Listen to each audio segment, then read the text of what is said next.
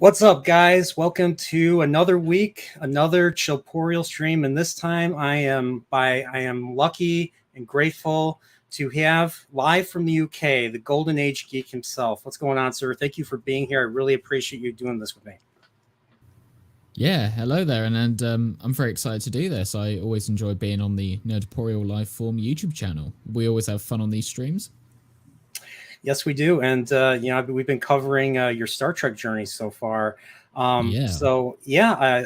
Like you're pretty central. You're pretty well into TNG, are you not now? Yes, in honor of this stream, I just finished watching the episode which the title of the episode does escape my name, but it's the one where Lieutenant Barclay plugs himself into the computer because he becomes sort of a vessel for this alien life form that wishes to learn about humanity. Yeah, it's called the Nth Degree.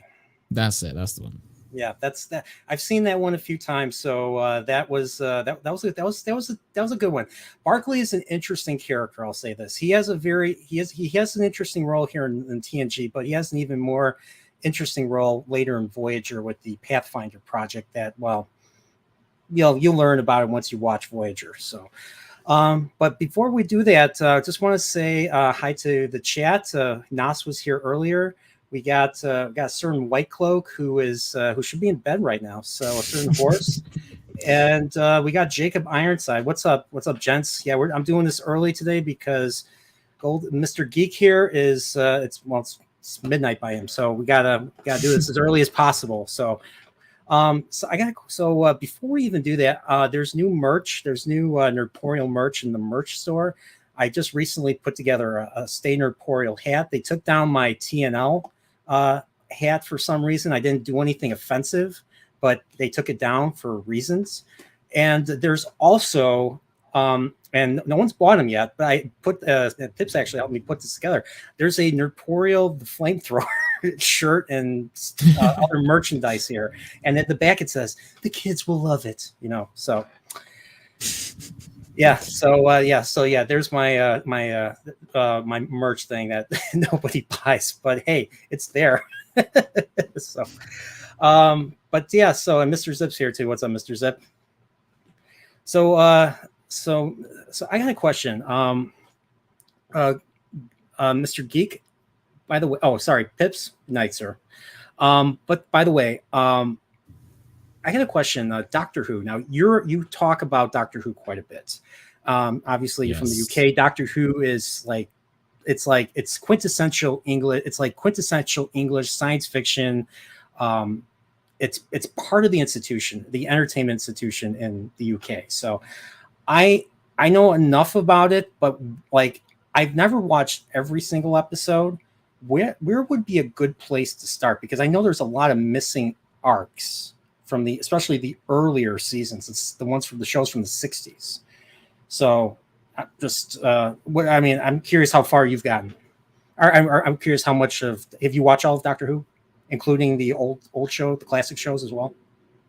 Yes, so I've watched every single episode of Doctor Who. I haven't delved into the Big Finish universe, which is full of audiobooks and other types of expanded material like novels and comics. I haven't got into any of those because there's kind of a rule in Doctor Who, and I think this applies to other franchises like Star Trek and Star Wars as well, is that everything in the books and comics and whatever is canon until the show or the movies retcon it, because ultimately that's what people see as the primary mat for that certain franchise, as it were. So I don't really get involved in the expanded universe, but I've seen every episode of the Doctor Who TV series, and you can split it up into classic Doctor Who and new Doctor Who.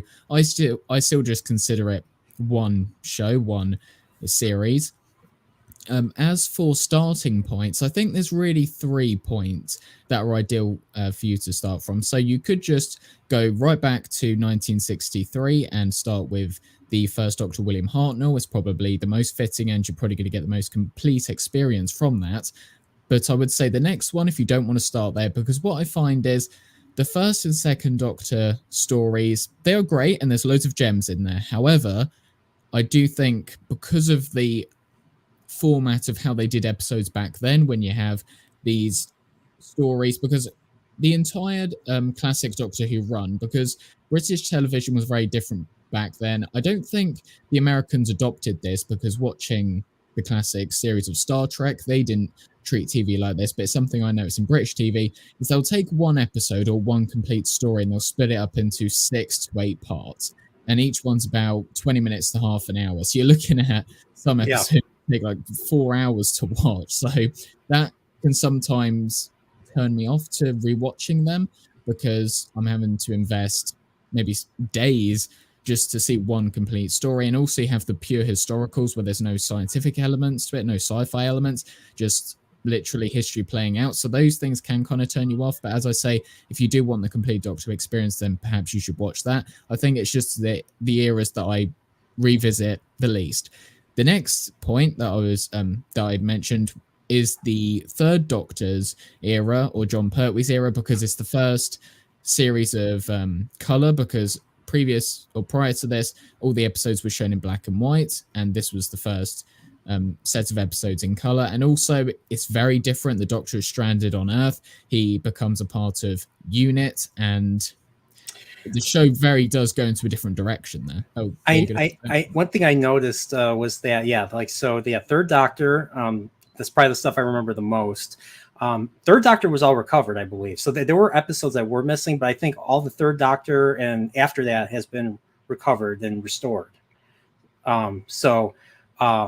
But like there was one season where every arc had featured Roger Delgado as the Master, and the two of them together is probably the most, for me, is the most memorable part of Doctor Who. I know, and everybody loves Tom Baker.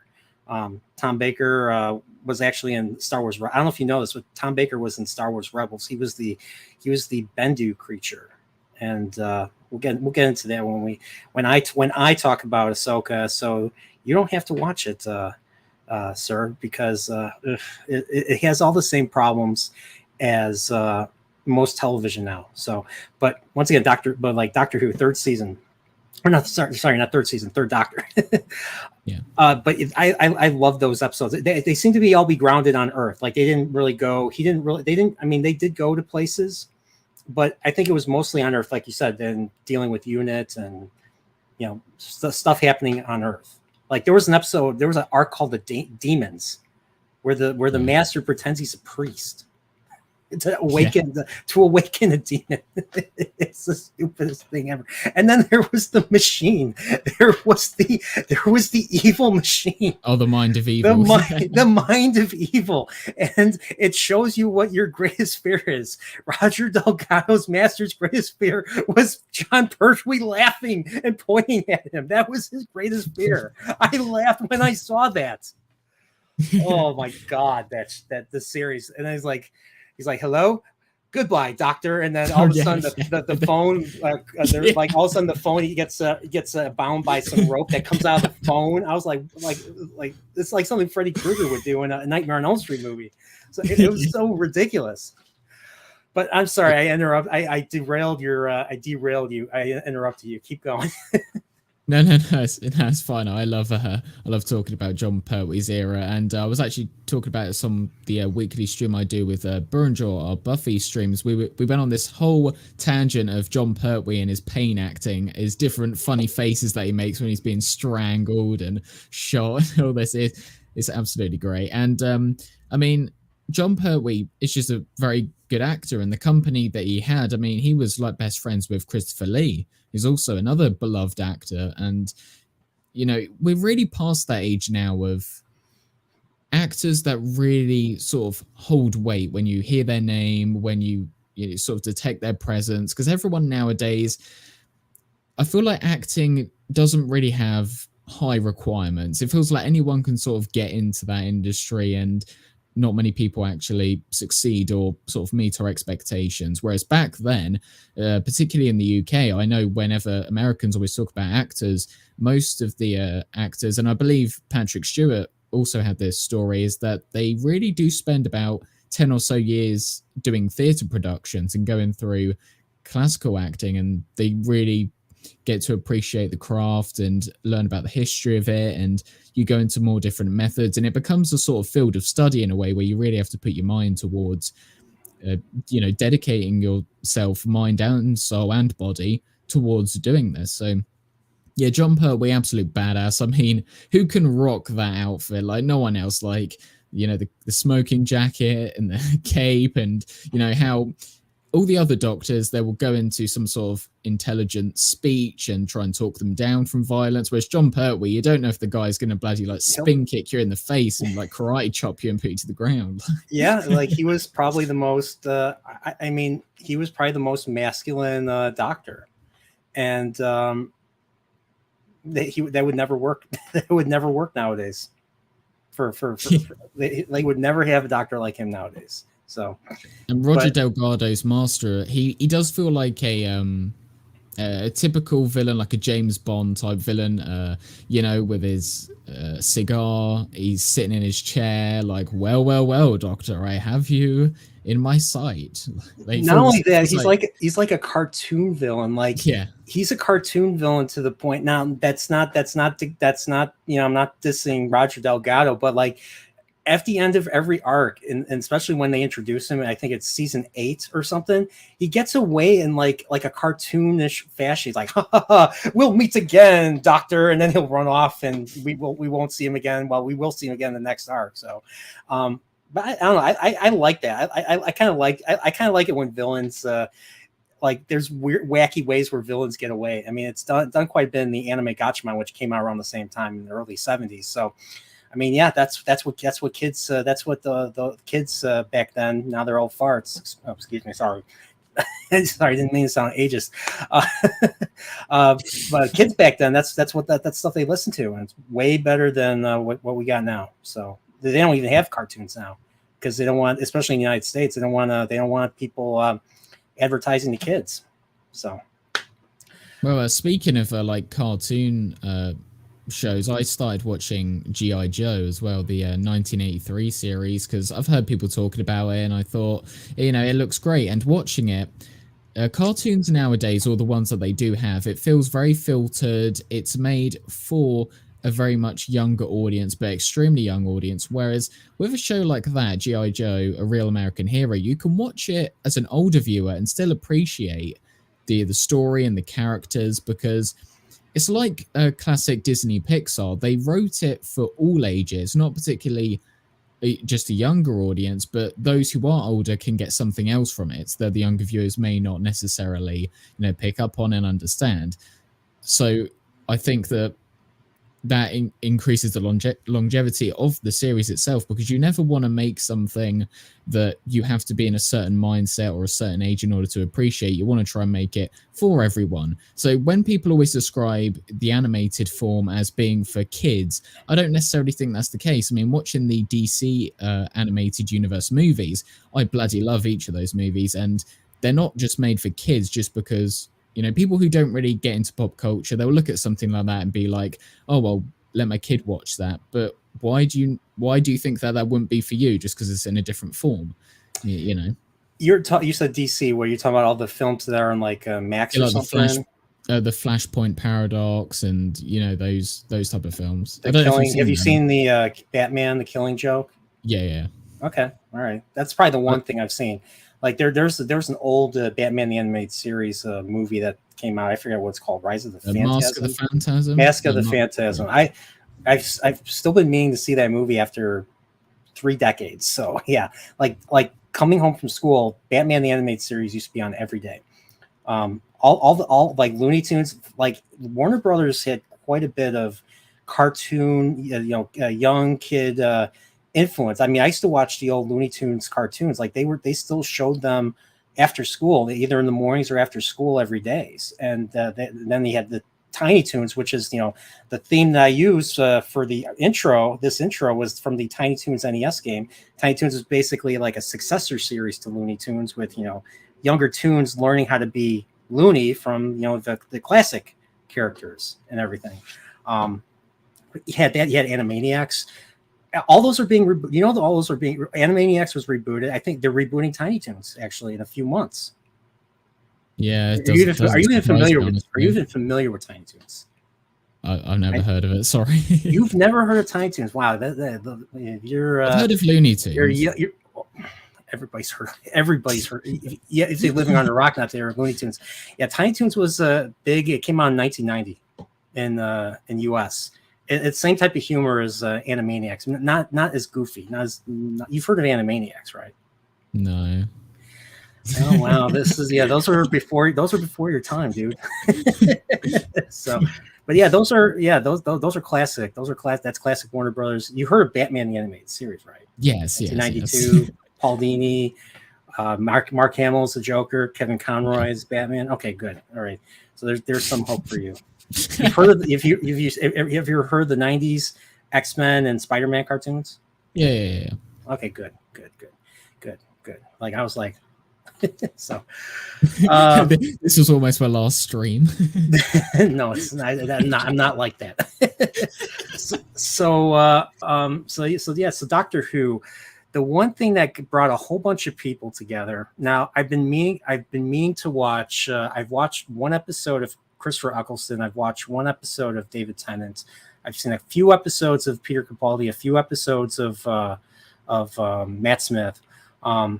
But it's really with Jodie Whittaker that really brought a whole bunch of people together. What was the name of that episode that was so divisive? It was the Timeless Children. The Timeless Children.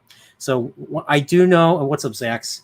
One thing I know about that, because I watched so many people's reviews. I mean, how long? It's been 2 to 3 years since they showed that. I believe it was around. I think it was either March or around June, July of 2020. Okay, because I believe that's how a certain Az became friends with a certain guy named Gary. I'll say, because I think it was those final episodes that kind of really, it's weird how nowadays, and I mean it's the same with how I met a whole bunch of people online. Well, maybe not so much me, but a whole bunch of my friends met each other. Bad shows, and there are people out there that are just like, what the hell are we? What the fuck are we watching? Like this can't be. Why are people liking this? This is terrible. And then if you say something on like whether it's Reddit or Twitter or something, you will get dogpiled. You will get you'll be called this and that and this and that and everything. And people ended up finding each other and forming communities. And these communities, some people call them fellowships. These things have grown quite a bit, and more people are just kind of waking up to this. But like, I couldn't believe hearing about that episode. Like they just kind of they had the nerve to retcon or try to shoehorn in a further backstory for the first Doctor. The first Doctor was just an old man who had a granddaughter who just happened to also be an alien with a time machine that takes the form of the TARDIS that takes the form of a police box. That's it. Then all of a sudden, now he was originally a girl, like a little girl, and then a little boy that just kept getting killed because they needed to figure out a way to switch the actors because they didn't want to keep the same actors but keep the show on. So they came up with the regeneration idea, and so now the whole regeneration idea is being abused. Like it's like, yeah. And I mean, when you talk of people coming together through bad movies and shows and whatever, that's actually how I became aware of Hollywood and certain agendas and the process that the writers go through and how the mindset behind actually writing these things. And it did start with Series 11 of New Doctor Who, because if we count in the classics, this is like season 30. Like 9 or whatever. That was season 1 with Jodie, right? Series 11 is the first Jodie Whittaker season, yeah. Okay. I do switch between the terms series and season, because in England we don't use the word season, we use series, even though when we refer to a series we say series as well. I like to actually take the more American side and say season and then series for the whole sort of show, but I kind of go back and forth on that, especially when talking about Doctor Who, because it makes it a little bit easier. But yeah, the first season of Jodie Whittaker's Doctor Who era is the season that woke me up to all of the nonsense that we see nowadays. Because back then I was, very innocent person. I didn't really know about this whole other world of people who understood sort of messaging that was being pumped into our entertainment. And after I saw Jodie's first season, I stopped watching the finale, and I just thought to myself, why haven't I liked any of these episodes? Like, something must be wrong with me. So when her second season was going to come out, like a week beforehand, I went and rewatched all of her first season again, because I thought, right, maybe I was feeling a bit off that day. I'll just rewatch all of it. And I rewatched all of it, and I thought, I don't feel angry. I don't feel happy. I just feel nothing. What's wrong with me? That's then worse. That's worse. Exactly, it's the empathy. Because whenever whenever Doctor Who switches up actors to play doctors, most of the time they don't just switch actors. I don't know how I don't know how I'd do in that documentary. Who's the famous English narrator who does all the wildlife? That's David Attenborough. David Attenborough. Yeah. So over here we have a collection of trees, and the animals are uniting to hunt for their food. I could do it. I have never heard David Attenborough, so I'm assuming you're spot on. Yeah. But where was I? Yeah. So when her second season was about to air, I rewatched all of her first season. I thought, okay, I may like it a bit more this time. And as I said, I just feel apathetic. And the way it's made in Doctor Who is whenever they switch a showrunner, so usually how it works is Russell T Davies, who was the showrunner for Christopher Eccleston and David Tennant, he did those, and then Stephen Moffat, Matt Smith, and Peter Capaldi. Whenever they switch showrunners, they don't just switch the showrunner as an individual, they switch the entire production team around it. So including the writer's room? Yeah, writers, directors, everything, the entire crew. So that's the showrunner brings their own. They pretty much bring their own people on board. Pretty much, is that how it goes? Yeah. So that's why whenever you switch eras, you won't just notice a difference in actors. There'll also be different filming styles and different music, and the whole job lot.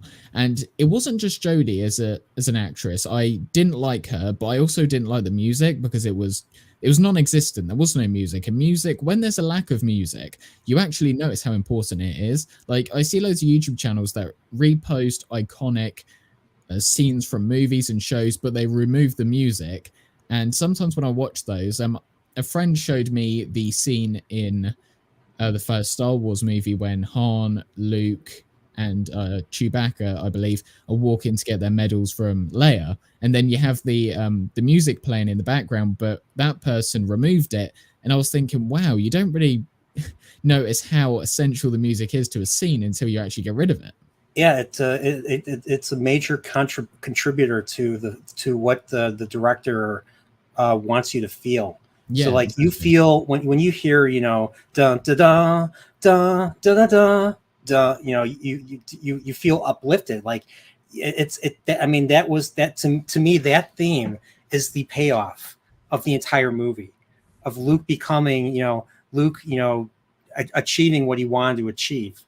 Unfortunately, through probably not through the best of circumstances, but he not only he completed his arc, and he won the day, saved everybody. He's the hero, and that I love that. Like if I'm watching the Star Wars, if I'm at the gym or I'm doing something, I will stop what I'm doing and watch if the Battle of Yavin is raging on TV, I will stop what I'm doing and I'll watch the Battle of Yavin and everything. It's probably some of the best cinema I've ever seen. And just like the build up, and then Death Star blows up. Spoiler alert. It's some of the best cinematic moments. That's why it stood the test of time. And now it's unfortunately it's a franchise. So yeah, it's great that it was so successful. It resonated with so many people, but now we're getting too much of it because we have people who weren't even around when the original was made. They think they know better than the creator. Yeah. Yeah, and I'm not going to even go further than that. Um, anything else you want to add? Since I kind of accidentally got into Star Wars, now I kind of want to talk about Ahsoka a little bit. Well, I'll just finish off about Doctor Who and my thoughts and what I think about the 60th in November. So, as I say, it wasn't just Jodie; it was everything. It was the production, the music, the messaging, the humor, and to talk about the timeless children. So, yeah, in that episode, it was revealed that apparently the Doctor, one of the most iconic characters in all of sci-fi history, the Doctor didn't actually come from what he believed to be his home planet of Gallifrey. He was now a black girl who fell through a portal and is immortal and was abused by the patriarchy and white system and whatever the BBC want to say because they're full of dog shit and completely disrespectful to the character. It wasn't done with the intention of being good and contributing to the story and the cultural relevance of Doctor Who. It was done with their messaging, and this has been confirmed because the showrunner Chris Chibnall, when asked at a convention, why did you write in the Timeless Children, why did you retcon the entire history, he said that the BBC, which I will remind everyone that the BBC is essentially a branch of the UK government because it is funded by the government, the BBC, through taxation that they force on the population. If you want to own a TV in the UK, you have to pay a tax, you have to pay a TV license, they get all their money from the hard-working individual living in this country, and he said that the BBC didn't want to affirm the whiteness of Doctor Who. So that's very nice. So that opened my mind to a whole bunch of different avenues of what exactly they were doing. And then following up to that, we got Doctor Who season 13 or series 13, and that was just a pile of crap. They basically had a character that was a rip-off Killmonger from Black Panther. It was absolutely awful. They had another character who was a racist and a sexist in space. It was a pile of dog shit. The series ended and Chibnall's tenure ended with the entire solar system just being wiped from existence. They kind of had this antimatter wave like from Crisis on Infinite Earths, and they didn't explain how it all got put back. They haven't even acknowledged that it got put back. It's just kind of been forgotten. And Jodie Whittaker's Doctor was also given this watch that would restore her all of her stolen memories, and she sort of tucks it away in the TARDIS. That's never explained. That's going to just be forgotten about. So heading into the 60th anniversary, that's this year. Holy crap! I forgot about that. I can't believe it's been 10 years since the 50th. I remember like watching. Like I watched the special.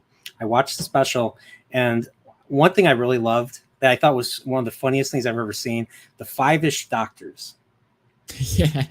The one with this featuring the 5th, 6th, and 7th, the Doctors that are kind of overlooked.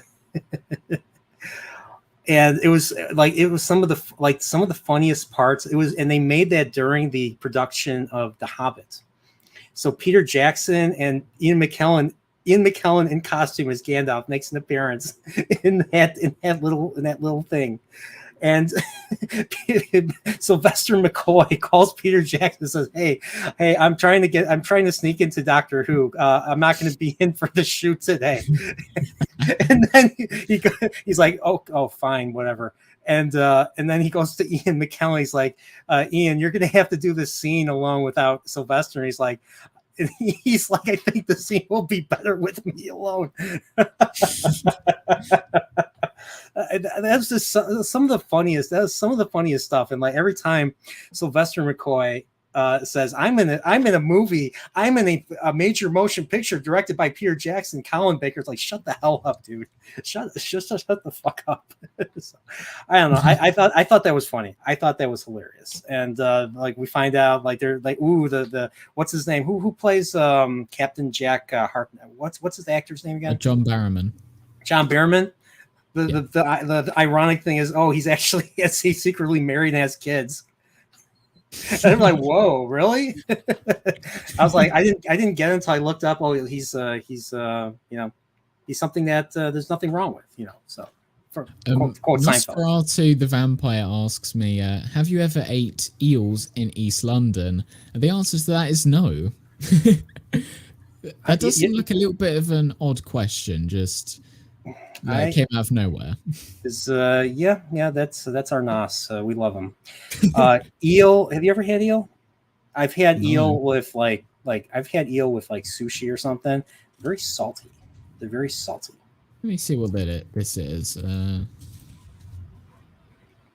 Oh, I can't say that I have. I shall have to allow myself to experience that. I'll try and get back to you on that, but no, I haven't. But yeah, as I say, just to finish up on Doctor Who, because I know you want to move on to Star Wars. So a lot of people are really excited about this 60th anniversary in a few months. Me, I'm cautious. We've had this multiple times where we get a big return to form for our franchise, whether it's Star Wars or Marvel or whatever it is, and we just get because RTD is coming back, right? Russell T Davies.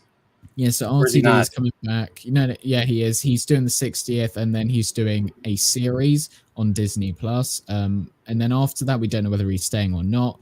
And of course, we have David Tennant returning for 3 episodes in the 60th, and he's probably it's debated whether it's Tom Baker or David Tennant is the most like popular Doctor Who actor. I think especially amongst the younger viewers, it's David Tennant. So, and the only reason they did this, and let's be honest, is because Doctor Who was cancelled and they wanted to bring it back. But how do you bring it back and try and get the old fans back? You know, get their favorite character and shove them in their face, you know, and sounds about right. I mean, Jodie Whittaker's era hit 0% on the audience rating for Rotten Tomatoes a few times. That shows how much people like that. I've heard like that. I've heard that the timeless, was it the Timeless Children or I heard that's like the worst. That's one of the worst rated shows of all time. Like not even New Trek has destroyed a franchise as much as the Timeless Children has. Well, or just the impact of the retcon. It wasn't even just that. Jodie Whittaker's Doctor, in and of herself, if the Timeless Children didn't happen, it still would have been bad, because what people don't understand is it wasn't just that one story that sort of destroyed Doctor Who forever. It was the entire era, because I mean, I'm going to come out with some some things that may make you go like, oh my god, this is horrific, but this character, the Doctor, who's supposed to, you know, care for humanity, want to provide goodness to everyone. Jodie Whittaker's Doctor then came along, and because of regeneration, the actors do change, but they are supposed to be the same character. They look different, but they're supposed to be the same character. It's just the exterior, you know, their physical appearance that changes. She, the new master, Sacha Dhawan, she handed him over to the Nazis and put him in a concentration camp. She told one of her companions with cancer to F off. She let an old man die because he said, "Doctor, I'll save you, go to safety," and she just ran away. This ain't a hero. This is a villain. I mean, when David Tennant, when his first episode comes around in the 60th, he should be going like, "Oh my god, like what went wrong with that regeneration? I was evil," because that's what she was. She was absolutely awful. And if you consider the Jodie Whittaker era canon, you have to imagine that Tom Baker or John Pertwee would have told, you know, a terminally ill person or whatever to just F off, like, "Oh, I don't care about you, you're just a small human."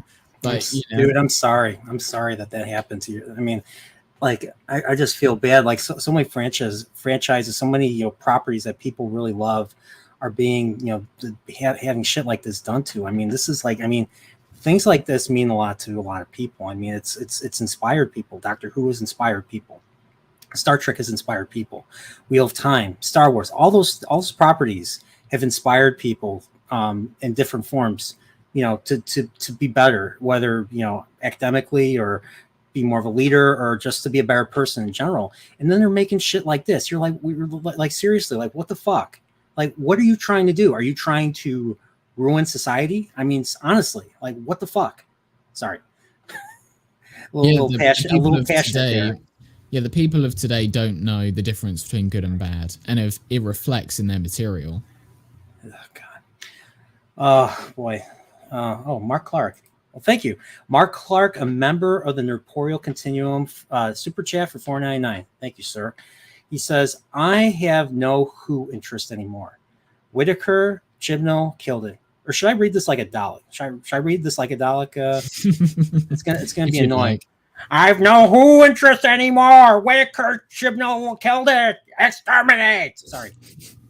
Okay, Yeah, that absolutely. wasn't my best Dalek, but I'll be honest. The guy who wrote the Dalek episode, Teary Nation, dude, I think Yeah. that's what made Doctor Who, and not the unearthly child, but the Daleks. Yeah, the first episode, well, the first part of An Unearthly Child, of course, is iconic, and you get to see the TARDIS and the Doctor for the first time. But the rest of the Unearthly Child is very mid, in my opinion. But the Daleks is what really showed that this is going to be a show for the ages. I mean, even through the ultimate lows of the Whiskey era, it's still going on. I mean, it started in '63, it's still going on. So it is incredible that it's able to, sustain something like that, the Chibnall era, which, I mean, I don't know how. I mean, I don't know how any of them can look at themselves in the mirror anymore after bastardizing a show like this. So look who we got. Look who we got in the chat. We got probably one of the greatest YouTubers that have ever graced the platform. We got Prophet of the Dragon here. So how about we do this on the count of 3? Let's go. Hello, Prophet of the Dragon. All right, 1, 2, 3. Hello, Prophet of the Dragon. Okay, that was dumb, but yeah. That's my streaming bro right there, and he's been covering Amazon's Wheel of Time. Definitely check his unhyped streams every Wednesday, and they're basically calling that shit out, because I'll be honest, Wheel of Time series is one of the worst things I've ever seen. Another property that disregards source material, that disregards what made it popular in the first place, which is another issue. Same with, like you said, with Doctor Who, with Star Wars, with everything. It's insane. So I think whatever franchise it is, I think people need to just draw a line between what is canon and what isn't. Like with most of these things, it's very clear, like, okay, anything past this, just disregard it. And that's something I think every fan of any franchise has had to do. I mean, I'll be honest. I am like, there are certain things that I'm a nerd. I mean, hence, Chillporeal.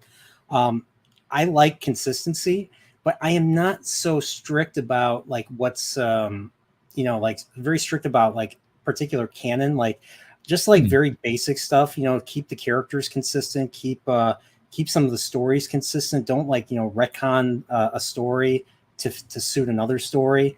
Try to be consistent. I don't care if somebody wore this or that or something, but just like, I don't know how you feel. How do you feel about? No, exactly my same thoughts. I mean, whenever a trailer for something is released and the only thing that people heavily criticize is, oh, the little like button on this person's sleeve is the wrong color from the comics. I'm like, oh, come on, like, can't you have a little bit of leniency? And I may actually piss off Nosferatu the Vampire here, because I'm just assuming by his name that he's probably a fan of like vampire lore or maybe that sort of thing. He's a fan of Deus Ex. I don't think he's a fan of anything else. I think the only thing he likes is the video game series Deus Ex. That's it. Okay, so I don't think he likes anything. I don't think he likes anything else now. I'm sorry, but that's what I think. So. Well, I don't know if he'll hate me for this, but I actually watched the Twilight movies a few weeks ago for the first time. And oh my gosh, you okay? Or do you need some? Well, you're going to wish you hadn't said that, because I am now going to wage war with anyone who says anything bad about those, because I bloody loved them, and I don't understand what I get the whole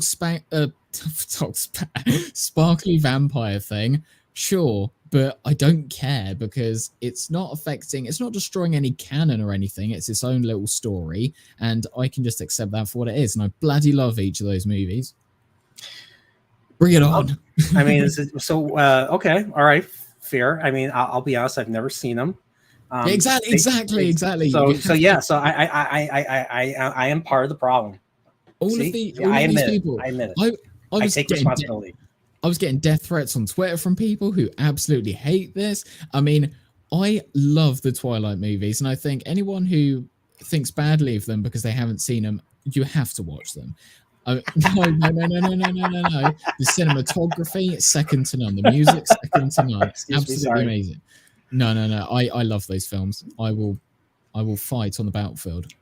You Get what I mean? will. I mean, Have you you will fight on that hill. You will fight on that hill exactly, yeah. for all those misunderstood fans. They're Heck amazing yeah. films. Have you seen Harry Potter and the Prisoner of Azkaban, the movie? I have. You know how that's kind of regarded as like the most well filmed, like the way it's so dynamic in the way that the scene transitions and how they show the environments, and because you have loads of different. I actually was kind of when I first saw the movie, I was kind of disappointed because I felt like they really the third book was longer than the first two. Yet the movie was shorter. Oh no, I get that. I don't mean in terms of like similarities to the book or anything. I mean just the way that it's filmed. It's the most unique in that sense because. Okay, it's been a long time since I don't remember those details. I'm not wrong. I'm right. No, but I feel like Twilight did take a lot of inspiration from that as well. Because the way that Twilight's filmed, it does highlight a lot of the. No, I'm not accepting this. The Twilight movie is better than most things. I'm telling you that. I'm not going to even say why I prefer the Twilight movies to, because people will kill me. I watch you sleep. Yeah, I don't give a fuck. Dude, you're awesome. I'm glad you like something. I'm glad you like something. Don't let like. I even tell people, like, even with people I disagree with, I've had to learn this. I mean, this is part of maturity and all that. You can't take away people's enjoyment of things, even if it's things you don't like. For my case, Picard season 3, but a lot of people liked it. Especially a lot of bigger channels liked it. So, I mean, I can argue it, but I mean, I'm not going to change anybody's mind. Like with Louise Expiro, I have criticisms of the Orville season 3, but she loves it. She's like, I disagree, and that's it, and that's all it is. You know, you can have a discussion if you want to, but some people don't, so that's fine too. What I notice about people who hate Twilight is that they never tell me why they hate Twilight. They just say Twilight's bad. They never elaborate on why. You know what I think? I think Robert Pattinson's actually a really good actor. I liked him in I thought he was good. I mean, he played a typical teenage boy, you know, heartthrob in Harry Potter and the Goblet of Fire. But I liked him in Batman. I thought he did a good. I liked him as Batman. Not so much. I mean, he didn't look like Bruce Wayne in my opinion, but he did. I liked his demeanor as Batman. Like he was stoic, he was silent most of the time. He came off as Mike. He reminded me of Michael Keaton a little bit. If you've seen the early Michael Keaton Batman films. Yeah, of course I have. I bloody love those. Anything Tim Burton I've watched 100 times over. I love Tim Burton. You ever see Beetlejuice? Yeah. Okay. Beetlejuice was recently mayor of my city. Excuse me, sorry. But okay. There's a few points in the chat. Let me see. Twilight is a terrible movie series with terrible acting. No. Where's this? Dempsey? Oh, Dempsey. Terrible writing. I don't get how. Terrible shots. No, not terrible shots. That is verifiably false. Terrible effects. No, it's not. How many movies were there? 5. So there was Twilight, then there was Twilight. I will concede with this point. I will say that the first one I think is miles better than the other ones, while the one that I like the least, I still put as like a 6.5 out of 10. And the first one I think is like a 15 out of 10, and it's better than most things that people in this chat probably are like diehard fans of. And I'm not going to say that because I know that they'll find a way to contact my internet service provider and kick me off the internet. So I am, and you're not supposed to admit that. You're supposed to be modest about that. You're like, yeah, I don't know. I'm just like, sure, whatever. I don't care. That's based. I don't care. I love Twilight. I know. I know. I love it. I love it. And I'm a fan of those sorts of movies, like She's All That, Clueless. I'm a fan of those like sort of late 90s, early 2000s sort of romance movies. But that's just me, you know. I had some when I comment. Yeah, yeah. I don't like Jacob. He's a little twat. But I love the film series. What was it? When I when I put it on Twitter and I was like, right guys, I'm gonna just say it. I love the Twilight films. Someone was like, I don't like them, but that's because I'm a man. I'm thinking, well, what do you mean? I'm sure that's a dig at me. I'm sure that's a dig at me, but I don't care. I will destroy that person on the battlefield. Yeah, yeah. She's All That was filmed at my high school. Nice. I love that film. I love it. And Kiss Me by Sixpence None the Richer. That's a phenomenal piece of music. I mean, so would Twilight fall under romance movie, or Yeah, is it definitely, more definitely. action, or is it more action and? No. It's sort of masked as a vampire movie, but it's just a romance movie. I'll be honest, when it comes to romance movies, like I'll be honest, I'm not the biggest fan, but like I like romance movies that are wholesome. So I watched one not too long ago. It's an older film. I'm sure you probably never heard of it. I'm sure you've heard Michael J. Fox, right? Back to the Future. Yes. I'm not that like inexperienced. Okay, Back to the Future. Okay, all right. My mistake. All right. My bad. But Michael J. Fox, right after Back to the Future 3, he was in a movie where he plays a doctor, and he plays a doctor that nobody likes, and he wants to become a plastic surgeon in Los Angeles, and he's driving, and he accidentally gets into an accident in some town on the way there. And because he got into an accident, he hit someone, broke someone's fence. He's sentenced to have to do medical duties in that county. So the movie's called Doc Hollywood, and this came out right before like he started developing the Parkinson's disease. And he meets a woman there, and he realizes, after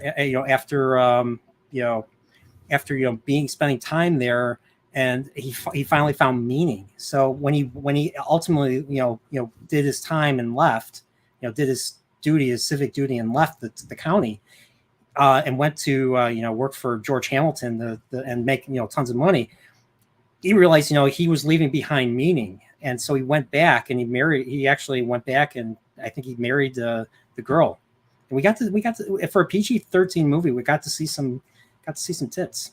So that was yes. So that's a plus right there. So, and it was wholesome. It was wholesome, and it was a good movie.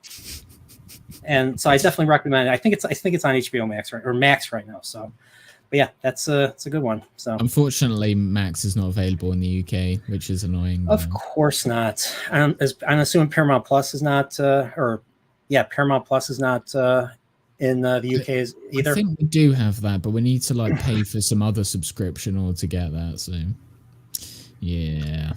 So most of the stuff's on Netflix, I'm guessing.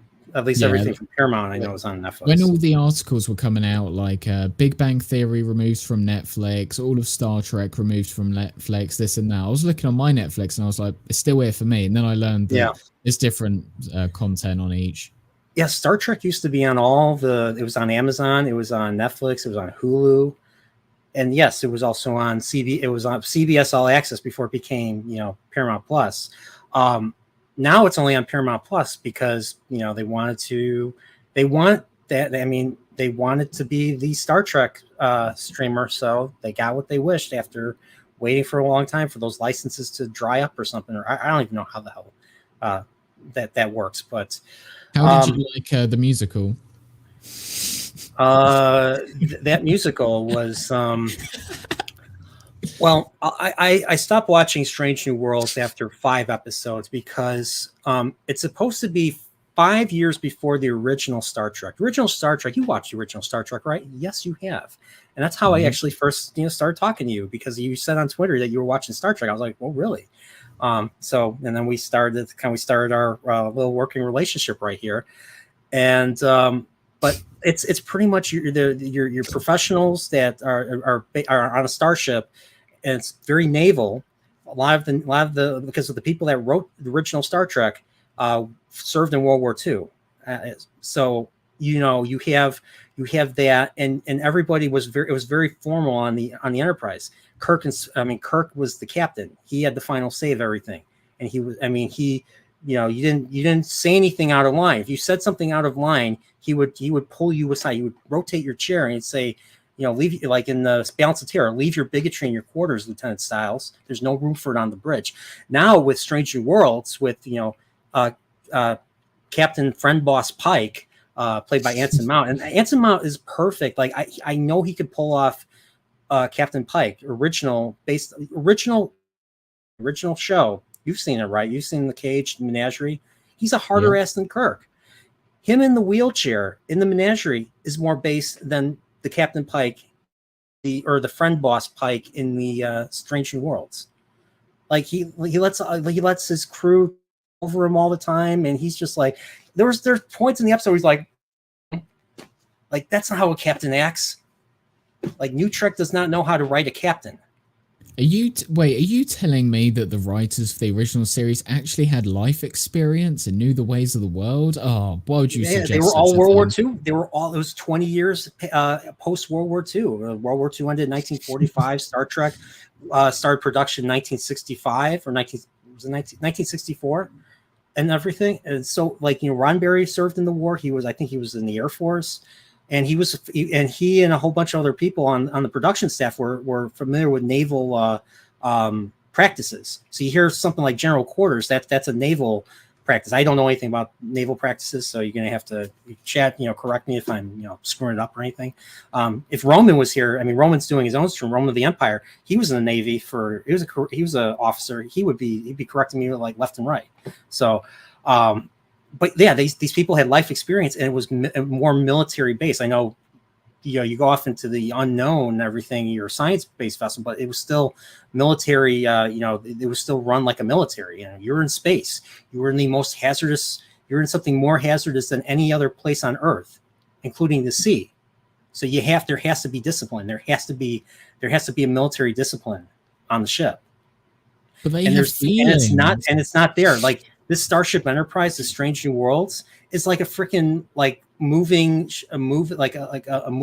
internship for millennials. I know, and what's even more embarrassing is I'm a millennial. All those actors are in my age range. So, except for Captain Pike, obviously, he's the elder statesman, but. Like he looks like Captain Pike. He looks like handsome Jeffrey Hunter. Only thing is Jeffrey Hunter was based and he was a harder ass than Kirk. Like even when Spock was trying to help him take him to Talos 4 in the Menagerie, the wheelchair bound Pike, the debilitated Pike, still voted him guilty. And he's like, "No, I don't want you to take me there. Do not take me there. I know what you're trying to do. Stop." Because he cared more about Spock and Spock's career than himself. I don't know. Sorry, kind of went off on a tangent there. So, but Strange New Worlds is a terrible show, and doesn't even try to connect to the original series. Yeah, as I say, season 1 of the original series is still the prime example of everything that that followed it. I think that season 1 of the original series hasn't been defeated as of where I am currently, which is I thought it was season 5 of TNG, but I think it's season 4 that I'm at. Season 4. Now you said you didn't even get to. I was hoping to talk about the drumhead, which is in my background right now. So you haven't gotten that far. I'm literally like an episode before that. Okay, dude, the drumhead is an amazing episode. Next time we're on, we have to talk about that episode. So it's one of the most relevant. It's a relevant episode. I mean, it's all about, going too far, how would I put it? Basically accusing people, and, it's hard to get into, but it espionage happened, some sort of espionage happened. And this woman is basically driving, paranoia amongst the crew, and Picard's trying to put a stop to that. They're questioning people, and the questioning is getting out of control. Like she's accusing everybody, including Picard himself, of being treasonous, and he puts a stop to it. And he makes sure that the other admiral on deck sees this and everything. But you have to watch the episode.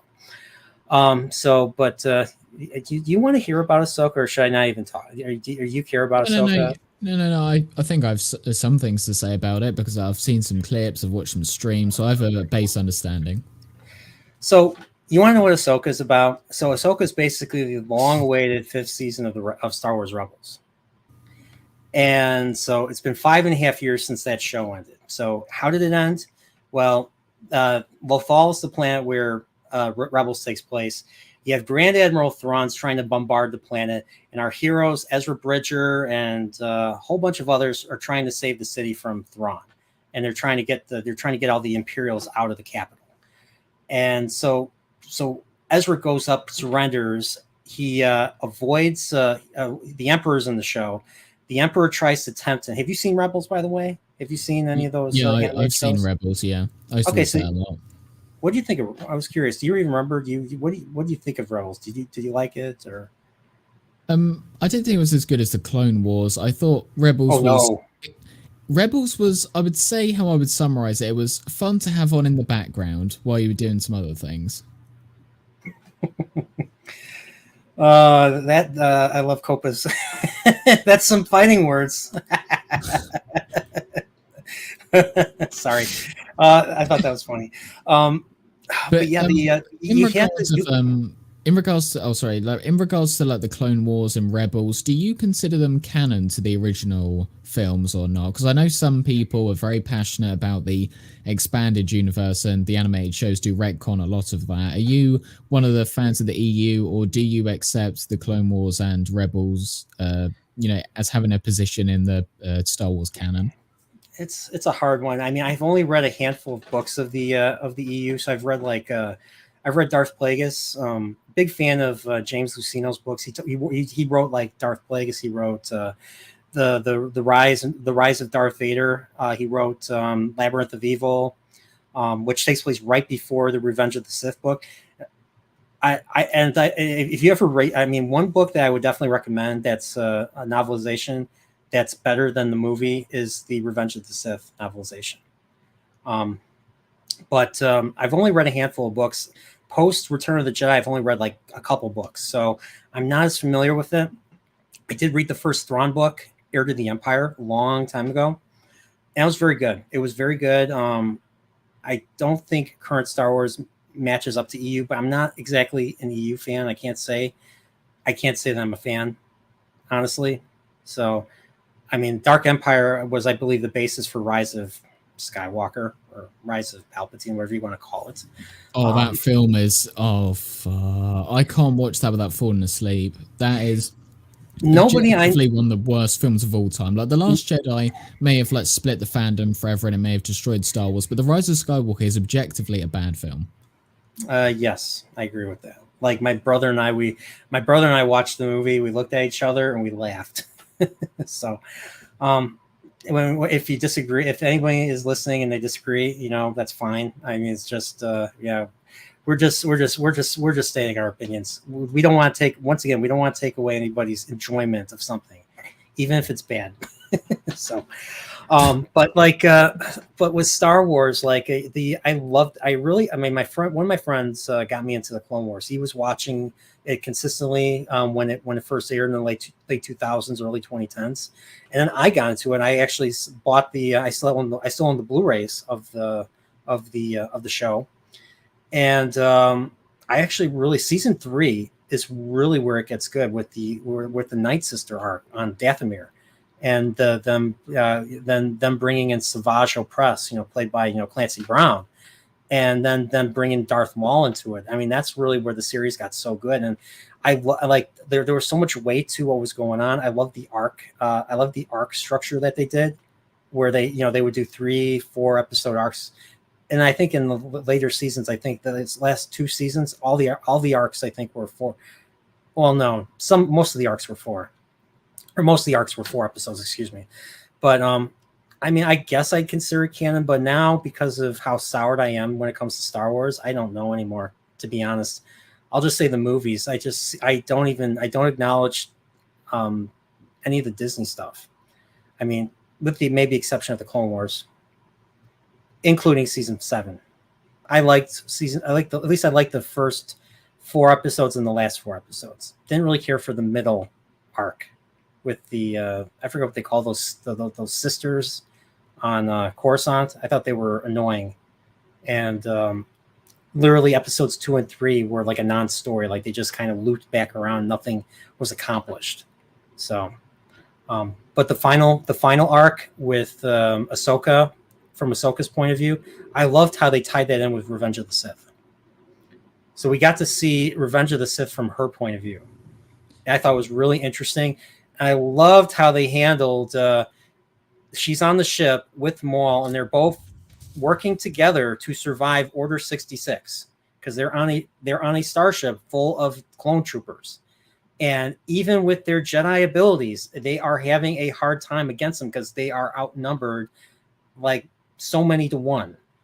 And now I'm going into Ahsoka. The show begins with a New Republic ship being approached by a smaller craft that's holding 2 Jedi. One of the Jedi is Ray Stevens before he unfortunately passed away. And they go in, and the captain just lets them on board for no reason. He's like, "Hey, we're Jedi. Let us on board." And they're like, "Okay." So they let him on board, and what do they do? The first thing they do, they kill him. The Jedi kill the captain and everybody, and they go and rescue what's her name from Mandalorian, the one that Ahsoka fights, the one that fights Ahsoka with the Beskar steel. You know what I'm talking? Have you seen Mandalorian season 2? I haven't seen any of the Disney Star Wars series apart from Andor, so I'm pretty out of the check on this. So what's her name from Mandalorian season 2 episode 5 gets rescued by those 2 Jedi, or I don't know if they're dark Jedi. They have orange lightsabers. I don't know what I don't know what that means. Like usually there's red. I mean, red is for Sith or bad Darksiders. There's blue, which is Jedi Guardian, green, which is Jedi Consular, and yellow, which is Jedi Sentinel. Well, this is KOTOR. This is KOTOR lore that I'm reciting. So, but we don't see any yellow lightsabers in any of the movies until freaking episode 9 with Rey, because she just had to randomly have a yellow lightsaber at the end of that movie, even though she didn't use it. So, but after that, like all of a sudden, like Ahsoka is looking for a map. So they're doing the KOTOR thing, just like Force Awakens did. They're doing the KOTOR thing again, because in the when you play the original KOTOR, you are looking for maps to find this ultimate weapon. I forget exactly why you're doing this. You're looking for this ancient weapon that could destroy everybody and everything. The Sith Empire wants it. You have to get to this weapon, the Star Forge, before the Sith Empire gets to it. And then, of course, you find out, spoiler alert, that you are actually the leader of that Sith Empire. You are Darth Revan. And I mean, I would rather watch that show than what we got in Ahsoka. But so she's looking for a map. She's in a map room, just like in Raiders of the Lost Ark. You saw Raiders of the Lost Ark, right? You've seen Indiana Jones for the first time not too long ago. Yeah. So she's in a map room. She finds she somehow unlocks and gets this little map holocron thingy, and she brings it to her ship. She doesn't know how to decipher it, so she calls Sabine Wren. Remember Sabine Wren from Rebels? Well, she goes back to, we see Lothal again, and actually Lothal looks pretty good. The Lothcat looks pretty good, but we get Sabine Wren being, she's being very insufferable. We get to see Clancy Brown reprise his character from Rebels, his animated character. Like she's supposed to be at a ceremony. She doesn't show up because she's a punk. She's a punk. She's punk rock apparently, and they play the Star Wars equivalent of punk rock. I was like, what is this?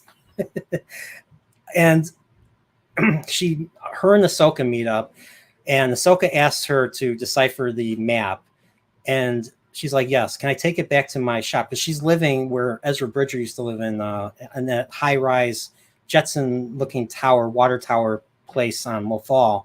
And she's like, no, it's too dangerous. This is too sensitive. This could, if this is lost, this could lead to war and everything. And she disobeys. She takes it anyway. She goes back, and the map ends up getting stolen by bad guys, by people sent by those 2 Jedi. and then let's just say, um, let's just say when that map is stolen, there's a lightsaber fight between the apprentice that comes with Ray Stevenson and Sabine. So Sabine learned how to use a lightsaber. She gets impaled exactly the same way in the stomach. In the stomach, the way Qui-Gon got impaled. Only difference is she didn't die. She lived. She somehow lived. Wouldn't your insides melt? Yeah, Disney Star Wars seems to do this a lot. I mean, they had Reva get stabbed not just once, but twice. She survived. And of course, you had the Grand Inquisitor, which you could explain with his two stomachs and whatever. But I believe in one of the Jedi Fallen Order or whatever it's called, the character in that stabs himself, he survives. It seems like, getting stabbed by a lightsaber has no meaning anymore. You'd think, the Sith would adapt to this and perhaps go for an extra strike and cut their head off or something. Yeah. Yeah, it's ridiculous. Can you hear me, by the way? Yeah. Okay, good. All fine. So we get that. She recovers in the next episode, right away. Like nothing happened. And then you get they go to this really toxic they go to Corellia, and they go to this toxic the shipyards and everything. And when you have people who are sympathetic to the Empire, and you want to kill the people, the agents of the Republic.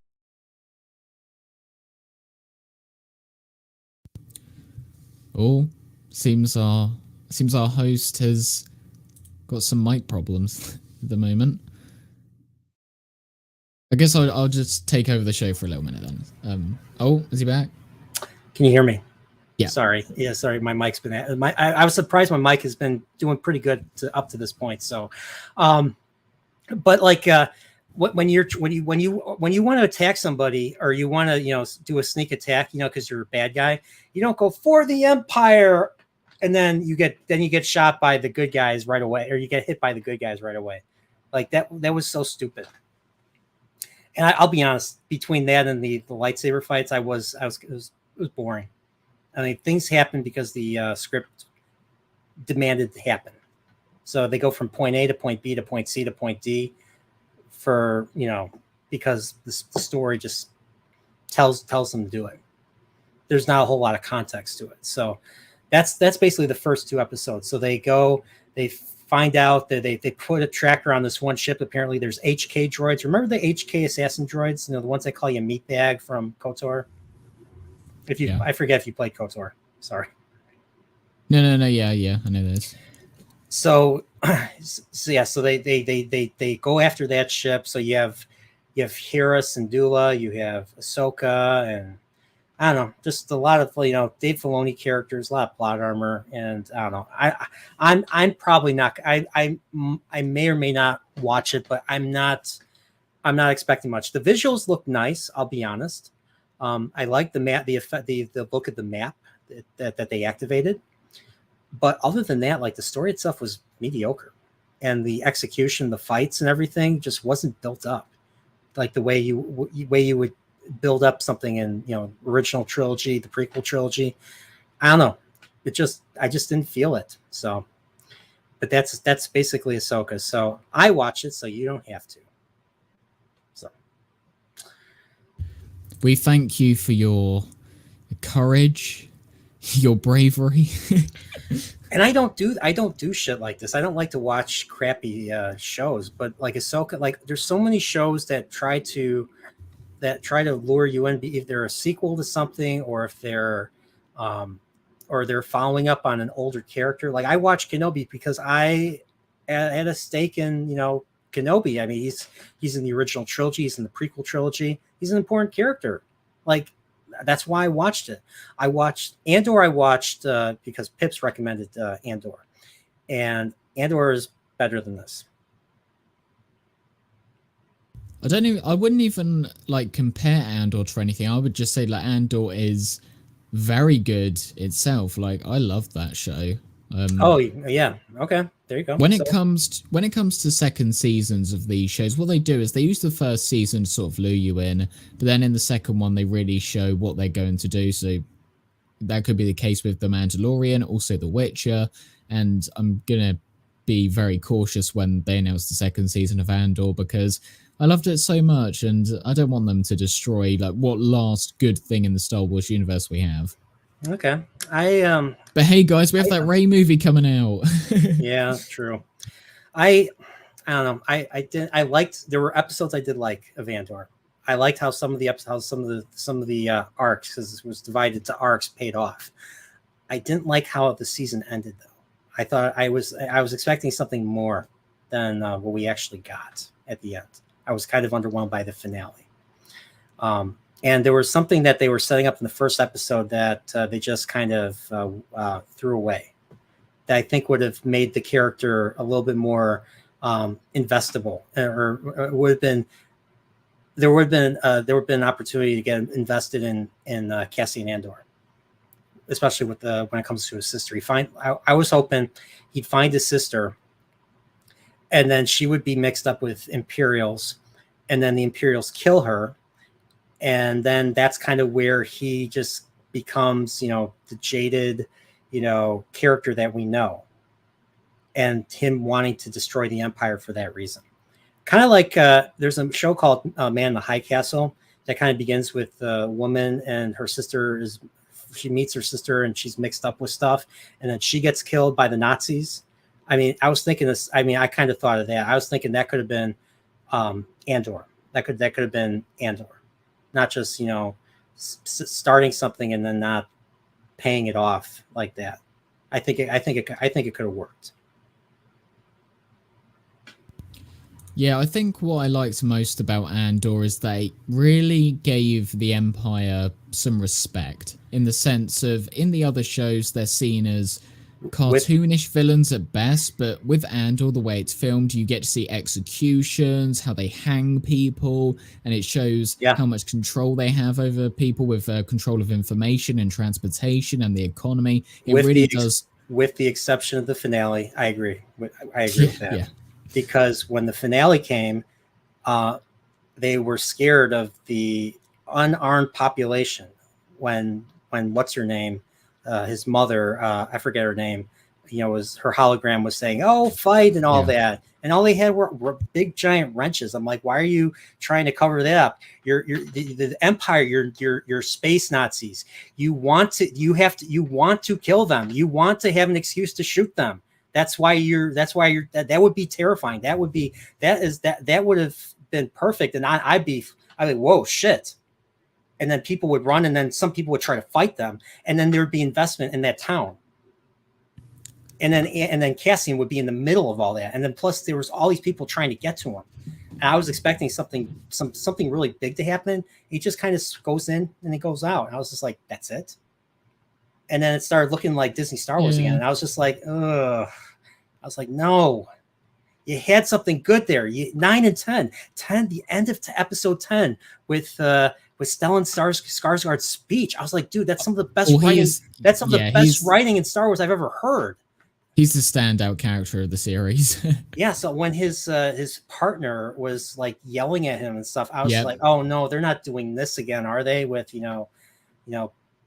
I hate to say girl boss, but girl boss. Yeah. And then when she starts like being all smug with him, looking away, and he goes, "Look at me."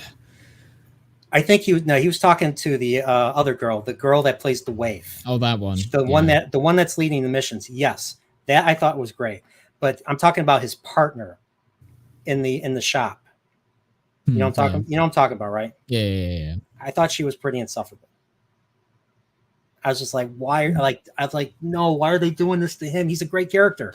So, but that's just when it comes to the unarmed population, don't underestimate us. I live in the UK. We have teaspoons. We can do some damage. There you go. Yeah, I mean, the tea's not going to stir itself, I mean, isn't it like, isn't like a sin? Isn't it like against the law to not put milk in tea? Or you'd be called a savage or uncivilized. Oh wait, that was Donald Pleasance in the Great Escape. Sorry. I only drink green tea, so I don't have any milk with that. Oh really? Okay. Green tea is a miracle drug to me. Wake up in the morning, you feel like you're gonna collapse because you're so tired. Get some green tea in you. You feel like you've just been struck by lightning and you've got the powers of the Flash. Oh, really? Okay. All right. So, Definitely. but yeah, that's our talk of Star Wars. So, original trilogy is still the best. Star Wars and Empire is still my favorite. I actually think that the first Star Wars movie is. Here's the thing. When I talk about movies, I have to separate them into movies that I enjoy and then, well, movies that are my favorites and then movies which I think are the best. So they don't always line up. I think a bit like when we were discussing the Star Trek movies on your channel when we did another live stream, I said that my favorite is The Search for Spock. But do I think it's the best? No, I think The Wrath of Khan is the best, but Search for Spock is my favorite. So when it comes to Star Wars, the first one is my favorite, but I can acknowledge that the Empire Strikes Back is the best. You and me are the same, buddy. You and me are the same. That's how I feel too. I do kind of struggle between the original Star Wars or Revenge of the Sith because I do love that so much, but I could make a good case for the original Star Wars. I mean, Revenge of the Sith, the prequels have their problems. I mean, I remember seeing them when I was a teenager, and but watching them now, like I can, like even with the TNG films, I can rewatch all those movies and enjoy them. I know some people will disagree with me on that, but I can rewatch those and enjoy them. This stuff, this current stuff, I cannot. I would just like to address Louise in the chat. If you say that Twilight is better than Star Wars, you lose your nerd card. I won't say it then. Okay, I don't think you. I don't think, I don't think you didn't say that it was better than Star Wars. You just said you liked Twilight, right? Okay, yeah. So I will actually blame Louise for her poorly phrased comments right there. I'm not saying that Twilight is better than Star Wars. I'm just saying that I kind of prefer it in terms of favorability. Don't take away my nerd card, please. Help. I didn't hear him. I think we lost Golden Age Geek. I think he's got taken. He's been sucked into the abyss of normalcy. No, I'm kidding. Help. But yeah, but like I said, I don't think anything compares to just how the build up to the blowing up of the Death Star is just like second to none. It's like one of the most memorable and and I could rewatch it a billion times and it'll never get old. Like never get old. So whenever I watch Attack of the Clones now, I just realize how creepy Anakin is. I mean, he doesn't like sand. It's coarse and it gets everywhere. And he told Padme that he thought about her every day. He's really creepy. Like, yeah, and then he kills a bunch of sand people. He kills a bunch of sand people, and he tells her, and she still marries him at the end of that movie. I'm like you're setting yourself up. You're setting yourself up for tragedy. Come on. I mean, so like I enjoy episode 2, but come on. I mean, please don't look at me like that. Why? It makes me feel uncomfortable. Okay, my lady. So, but Mark Clark says he loves Star Trek: The Motion Picture. Star Trek: The Motion Picture is a grand epic of a movie, and just in terms of the quality, it's pure cinema right there. It's pure eye candy. But when it comes to narrative, it's very, very, very, very thin because you're watching people watching a view screen. But I'll be honest, it's the second highest budget in the 70s. The only movie that had a higher budget than Star Trek: The Motion Picture was Superman. Not even Star Wars had a budget that high. Star Trek Motion Picture's budget was $44 million. This was 1970, late 70s. The movie, I think, came out in 79. So, yeah, insane. But it's a beautiful film. Like, I love just that concept of Spock, connecting with this alien machine entity that ultimately is, a probe. And obviously they repurposed an original series episode. They repurposed the Changeling, which is about similarly a probe, that a Earth probe from old Earth, basically merging with an alien probe, scrambling its circuits, making it think it has to, wipe everything out while searching for its creator. Same idea. It's the same idea, except it's just taken to a grander scale in the motion picture with a bigger budget and everything. So, but yeah, motion picture, great.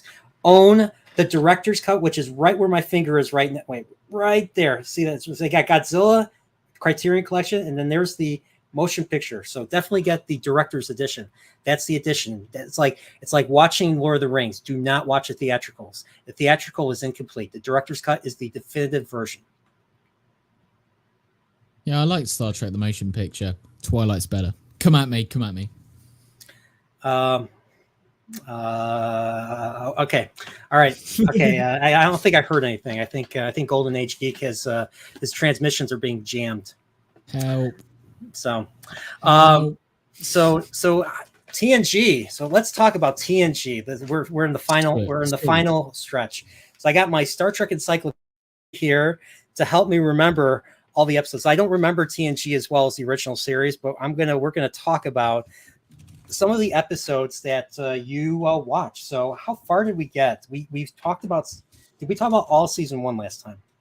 We did, yeah. And I thought it would be best to kind of just go in between each of the episodes, the different seasons. Otherwise, we were talking about incompletion with the film trilogies, but I feel like I want to go chronologically, sequentially through the seasons on my channel. So, I'm happy to go through these TNG episodes. I think it'd be good to just go around. And I picked my ones that I put at like the very, very top. So whenever I watch a movie or episodes of a show, I always put it in a tier list. So I picked the ones on my top tier because they are just perfection to me.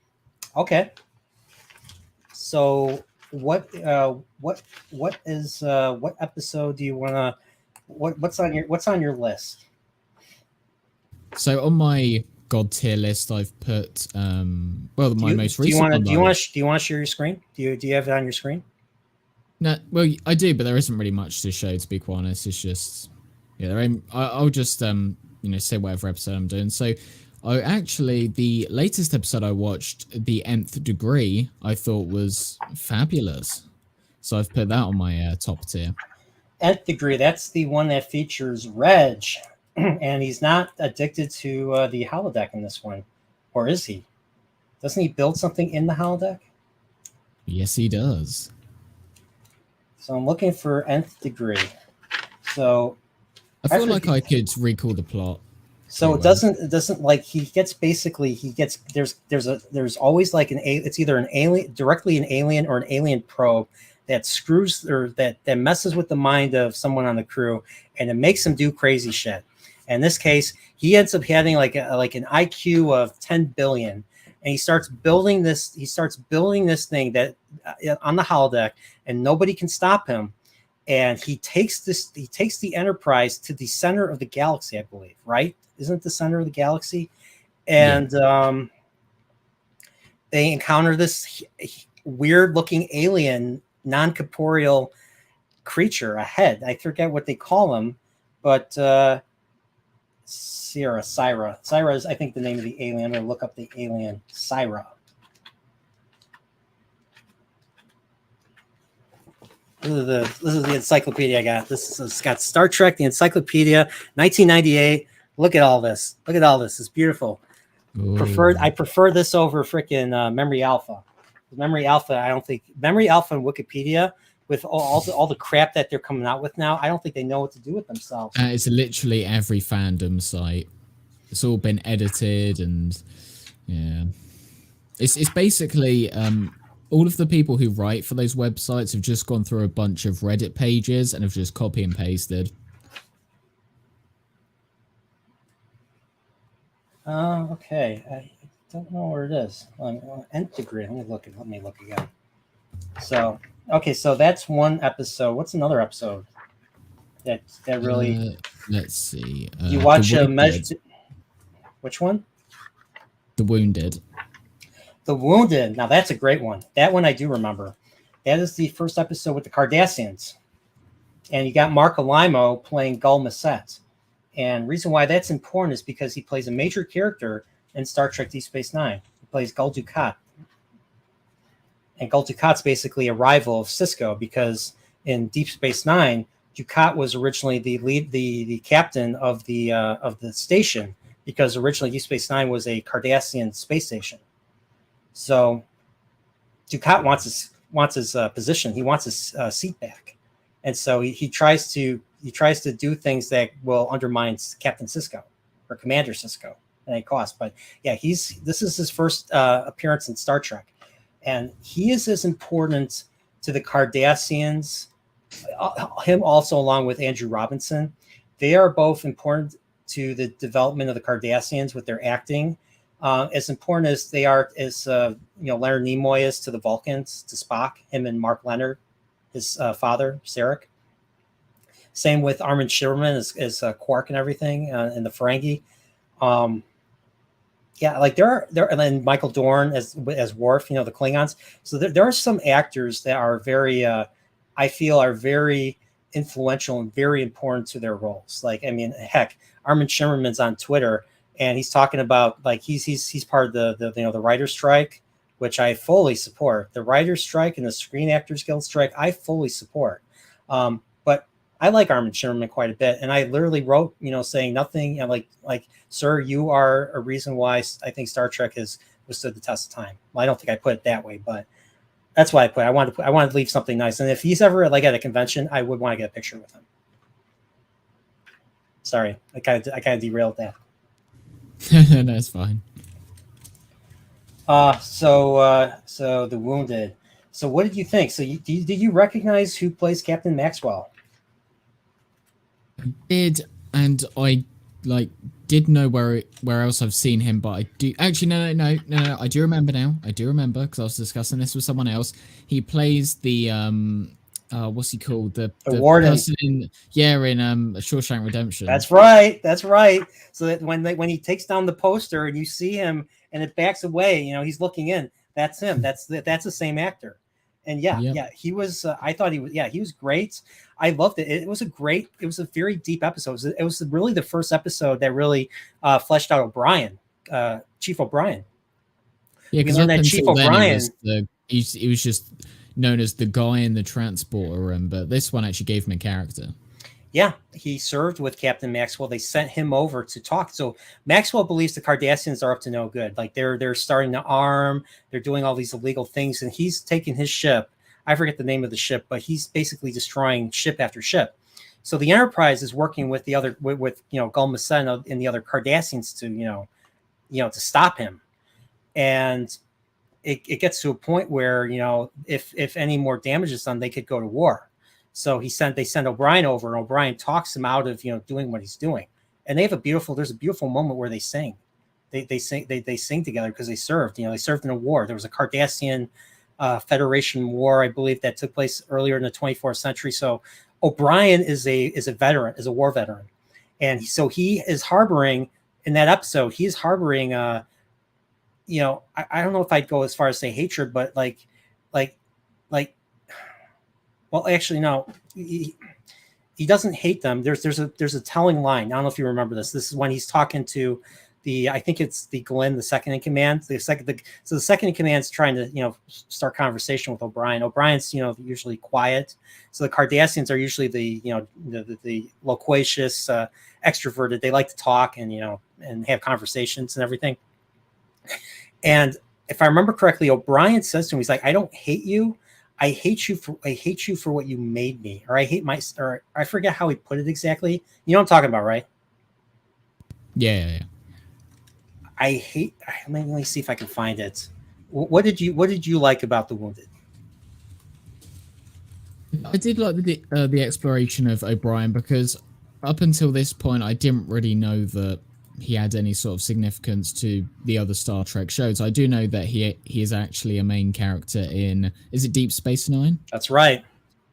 Yeah, so this episode really did flush him out, and it really does show the extent to which rage anger, loss, how it can consume someone and take them down certain paths which they otherwise wouldn't have done. I mean, whenever the crew are the crew on the Enterprise are discussing what has driven him to do these things, they come down to the conclusion there must be some sort of like alien interference, or there's been some other external factors. But and that adds credit to Captain Maxwell, because we see how he was and how everyone else thought about him, and then what he's being driven to do, and how that just is basically turned him into a completely different person. It's a bit like whenever the family of a criminal gets informed of, oh, we've arrested this person because they're on suspicion of this, and they say, well, that's not the person that I knew, that sort of thing. It shows how certain circumstances will change a man.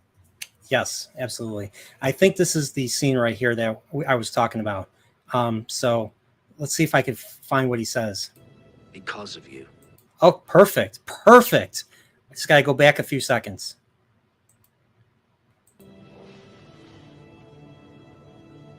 It's not you I hate, Cardassian. I hate what I became. Because of you. Yeah, right here. You heard that, right? Yeah. Like, wow. Like that was it's stuff like this that makes characters like O'Brien. I mean, O'Brien is one of my favorite characters in Star Trek. Like, he is one of the best characters in this show and in Deep Space Nine. He's basically the everyman. I mean, he's the chief. He's the chief petty officer. He's not an officer, even though he's wearing the lieutenant. If you see those two pins there, that means that generally means he's a full lieutenant. He's actually not a full lieutenant. He's only supposed to wear like one little pin that's black. That's not golden but black. That basically means he's enlisted. He's not an officer. He's not a commissioned officer here. So, and I just love how they added him. And by the way, what's up, Gadfly? My intellectually academic bro. Sorry. But yeah, but the thing that I love the most is how this show ends, which I think this particular show ends, because they're like Picard is talking with Massette, and they're like, okay, so they're gonna press charges on, and he's probably likely going to jail for the rest of his life, Captain Maxwell. And nowadays when people do bad stuff, they usually people tend to especially online, they tend to cancel. You know what I'm talking about? Or they're beyond forgiveness and everything for doing one thing. And Picard's like, you know what? We I forget how he puts it, but like he may have done bad stuff. This is beautiful right here. I love this part. He may have done bad stuff, but we should never how did he put it? We should never deny let me see. It's one of the last things he says. Let me see right here. Our peoples. If I had attempted to board that ship, I'm quite certain that you and I would not be having this pleasant conversation. And that ships on both sides would now be arming for war. Okay. I don't know if I went too far ahead. Let's see if I get... Bridge to your leaders, Gulf. Oh, I've got it right here. I've got it. Well, I haven't got like the clip, but I can read it out to you. Sure. In war, he was twice honored with the Federation's highest for courage and valor. And if he cannot find a role for himself in peace, we can pity him, but we shall not dismiss him. That's it. That's what good Star Trek is. That's what good writing is. That's what I hear that, and I'm just like, this would never be done. I can try and say in a Picard voice. Go ahead. We can pity him, but we shall not dismiss him.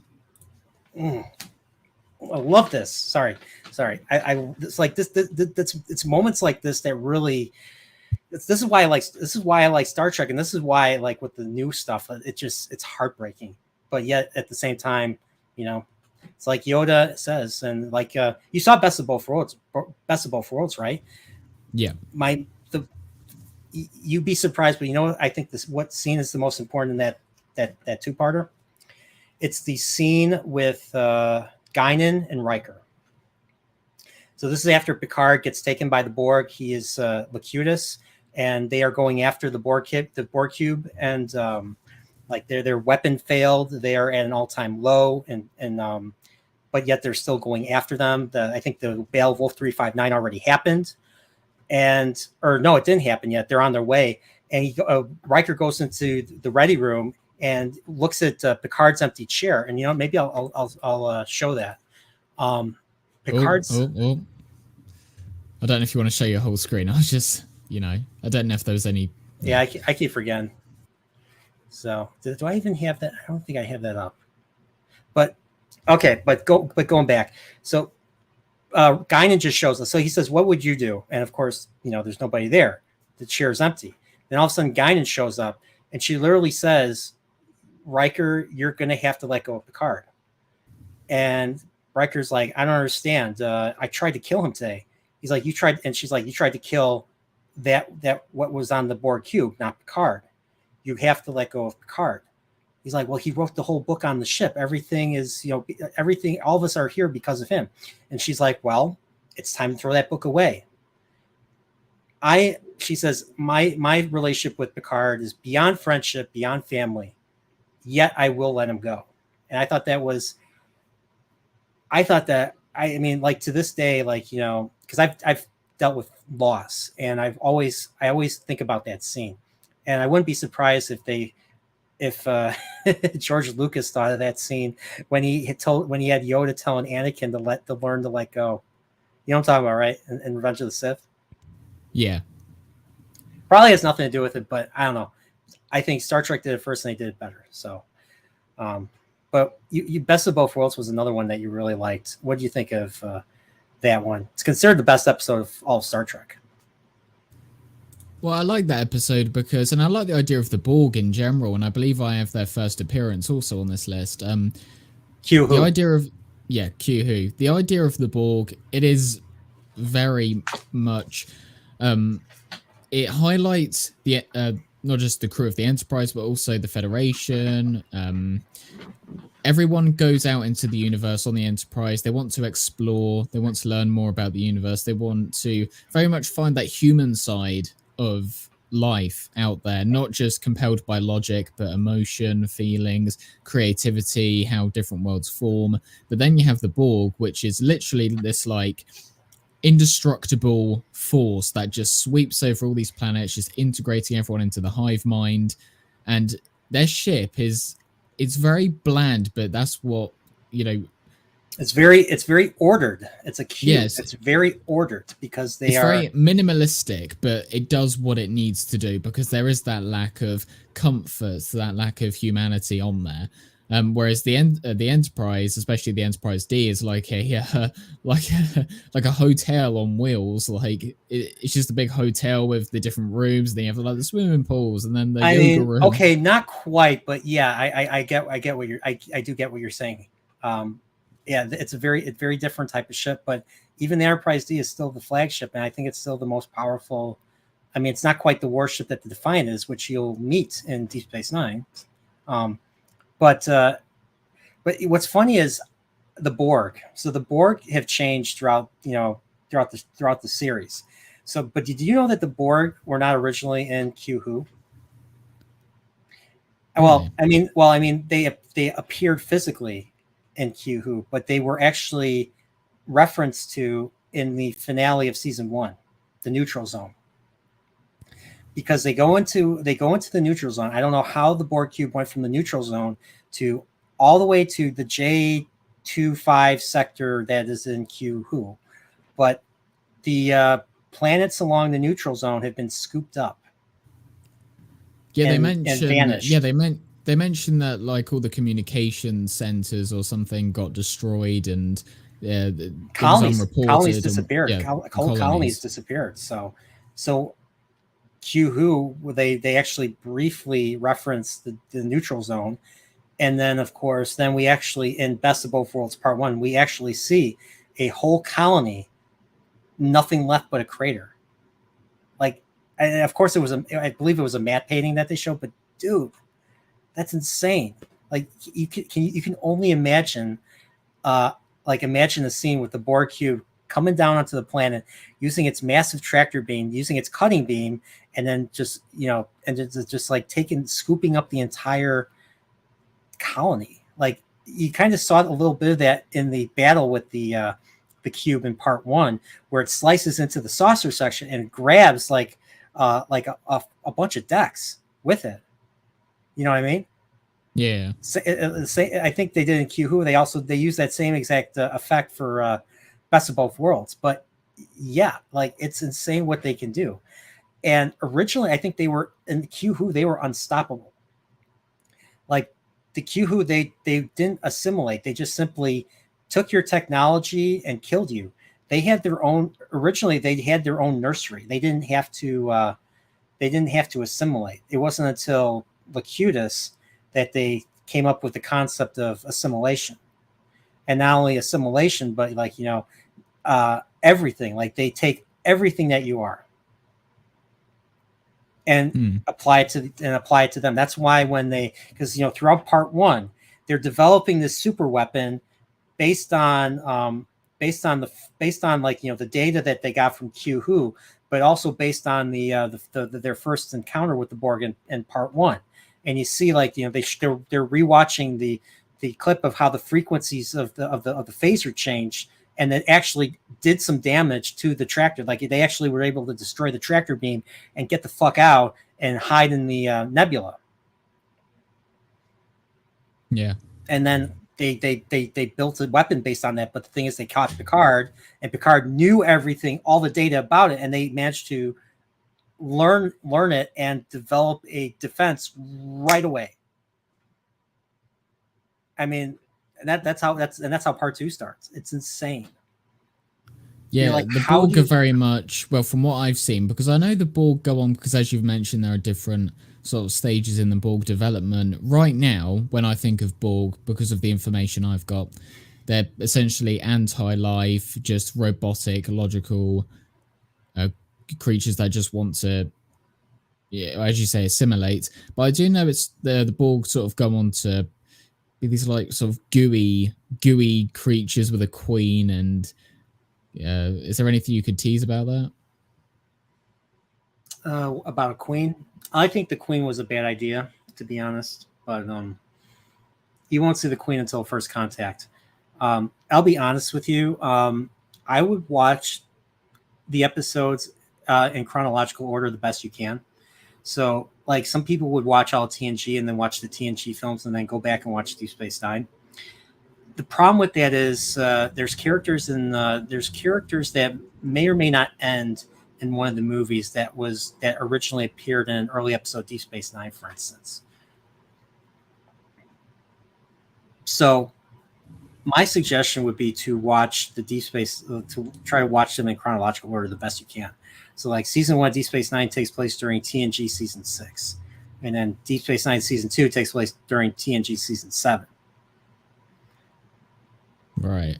And then Generations, and then I do know that there is a watching order that I'm gonna have to find to know exactly which ones to watch, because I will have to go between different shows and movies, and I want the optimal experience.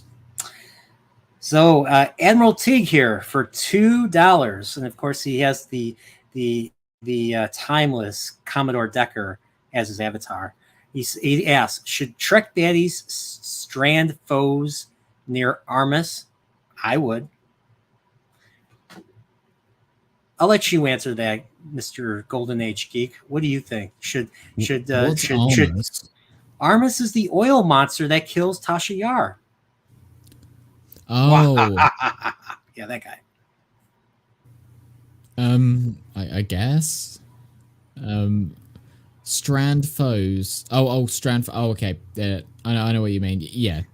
So there was literally an episode of Lower Decks that's supposed to be the funny animated show, kind of like Rick and Morty. What they do in that episode is they crank call Armus, and Armus gets upset. Armus gets pissed off. He's like, "I'm going to kill you," and they're like, "Ha, you can't do anything to us." Stupid. It's stupid. But then again, I think the whole idea for Armus was stupid in the first place. They need to create a bad guy who is all powerful that could kill Tasha Yar. I don't even know why I'll have to read up on the history of TNG. All she wanted to do was quit. Why did they have to kill her? They could have just said, "Hey, she's leaving. She's leaving the Enterprise." Like, you could easily write that in, and then she leaves. Now you have a tender moment, and that's it. Why kill her? Did she really piss off the producer that much? Admiral T might be able to answer that. It does seem to be a trend in the entertainment industry where whenever an actor wants to leave, showrunners or writers of that particular show have to sort of give them an FU sort of exit. That's happened a lot with certain things I've watched. And that's funny because they bring, I mean, like, maybe it's because they have a totally different team for season 3, but they bring her back. They have this alternate Yesterday's Enterprise, which is, I think it's Quentin Tarantino's favorite episode. An alternate Enterprise, because the Enterprise C fails to do what it was supposed to do for the Klingons. They're supposed to protect the Klingon ship from the Romulans to kind of, once again, cement that relationship. Because it failed to do that, they go there. The Federation are at war with the Klingons for 20 years. And then Strange New Worlds kind of steals that idea, but they steal that idea with a what if Balance of Terror's Enterprise was ran by Strange New Worlds Pike instead of Kirk. And because they take their too much of their time and not destroy the Romulan ship, the entire Romulan fleet comes in, they go to war, and they're still at war by the time the original movie era comes out, or by the time the movie era happens. So like the 2280s, Wrath of Khan, time and part of the timeline, they're still at war with the Romulans that started with Balance of Terror. And this is strange. This is from Strange New Worlds. It's a what if, type of deal. So same weird idea. But that's basically, they stole that from Yesterday's Enterprise. And I'll be honest, Yesterday's Enterprise I loved that episode. I loved, it was so interesting what threads that episode wove that continues into the show. And you haven't gone that far yet. No, I have. You haven't gone that far yet. I've watched Yesterday's Enterprise. You have, but you haven't watched episodes that directly followed up, and you don't know how they're going to follow it up. Ah, because I don't want to spoil it for you. Well, I'm intrigued. Let's just say Denise Crosby comes back. Oh, yeah. But now that we're on Yesterday's Enterprise, this was also an episode on my tier list because I like also how when they start it off and we get to see this alternate universe, they don't do the stereotypical thing of, oh, this is just yet another alternate universe with evil so and so character. They kind of trick you into thinking that with the darker Enterprise bridge and all that, but we do get to see that these are still sort of the same characters, and I do like how we see Picard respond to the situation as if he was still the Picard that we know him to be, even though this wouldn't have been the Picard, because this is not just like a what if in the middle of the season. This is, the war would have, as you mentioned, spanned back to like the later films and that sort of thing. So I like it how they did incorporate all the stuff that we had from TNG. It wasn't just right, let's write a new character for all of these characters that we've grown to see throughout these seasons just because it's an alternate universe thing. And I liked, again, the respect that they gave Natasha Yar because she was done dirty, and they gave her the best send-off that you can really have, like a heroic sacrifice. And the way that she comes to terms with that, like Guinan recalls who I am, but I don't feel like I belong in that world that she speaks of. It's so good. Like, I mean, the way they, just like how you said it, Guinan literally tells her it was an empty death. Like we're referencing how she dies in the first season. And yeah, they gave her a great send off, but like I said, Denise Crosby's not done. She comes back, and I'll just say this: I think Picard season 3 squandered an opportunity. Oh, I know to bring her back. Oh, I know how they probably bring her back. You mentioned in our other stream that, and I mean, as you've mentioned, there are multiple. No, in the final episode of TNG, you said that they go back to encounter at Farpoint, so we probably Yes. see her then. We do, but that's not what I'm thinking. Okay. We see her again before that too. Right. Okay, so you don't know. Okay, well, I look All right. forward to. I look forward to that then. Yeah, it actually once you season 4, you keep watching season 4. You haven't gotten to. I won't even say the episode.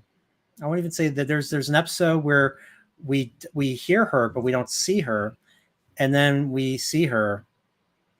Okay, I'll say this: we see her in the very end of the season finale of season 4. I won't tell you how, but we do see her.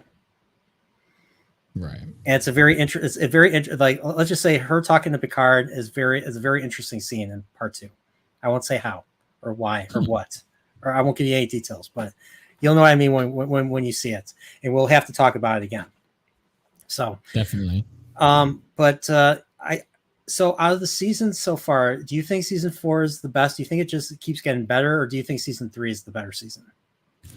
I would have to look at a comparison because this is my first time watching these, so I can't recall episodes. You sound like Darth Vader. You sound like Darth Vader. What? Like you just sounded like him just now. Really?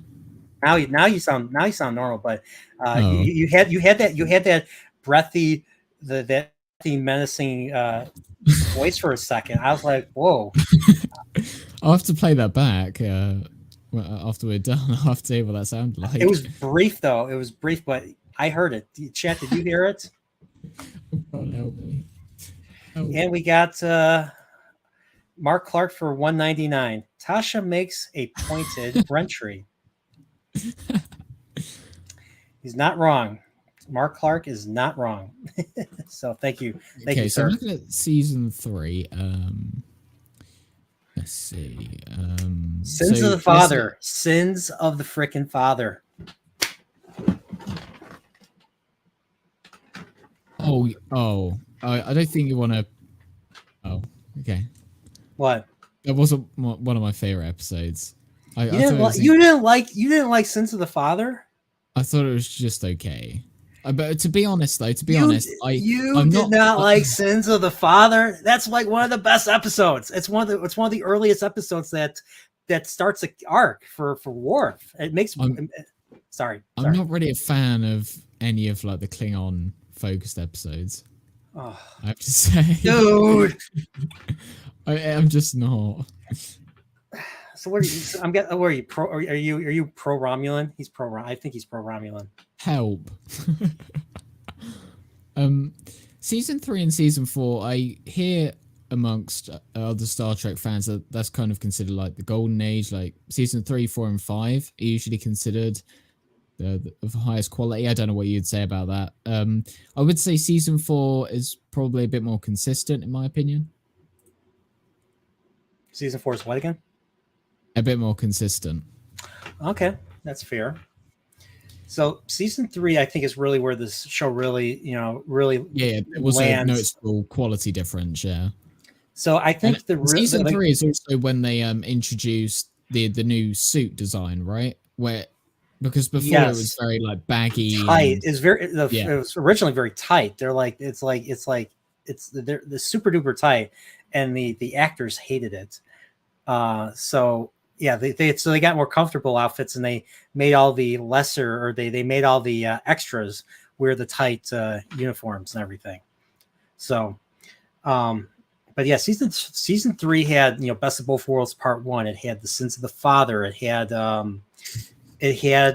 else did it have? It had did you like Who Watches the Watchers? The one with the one where they're spying on the Proto-Vulcans and they accidentally reveal themselves?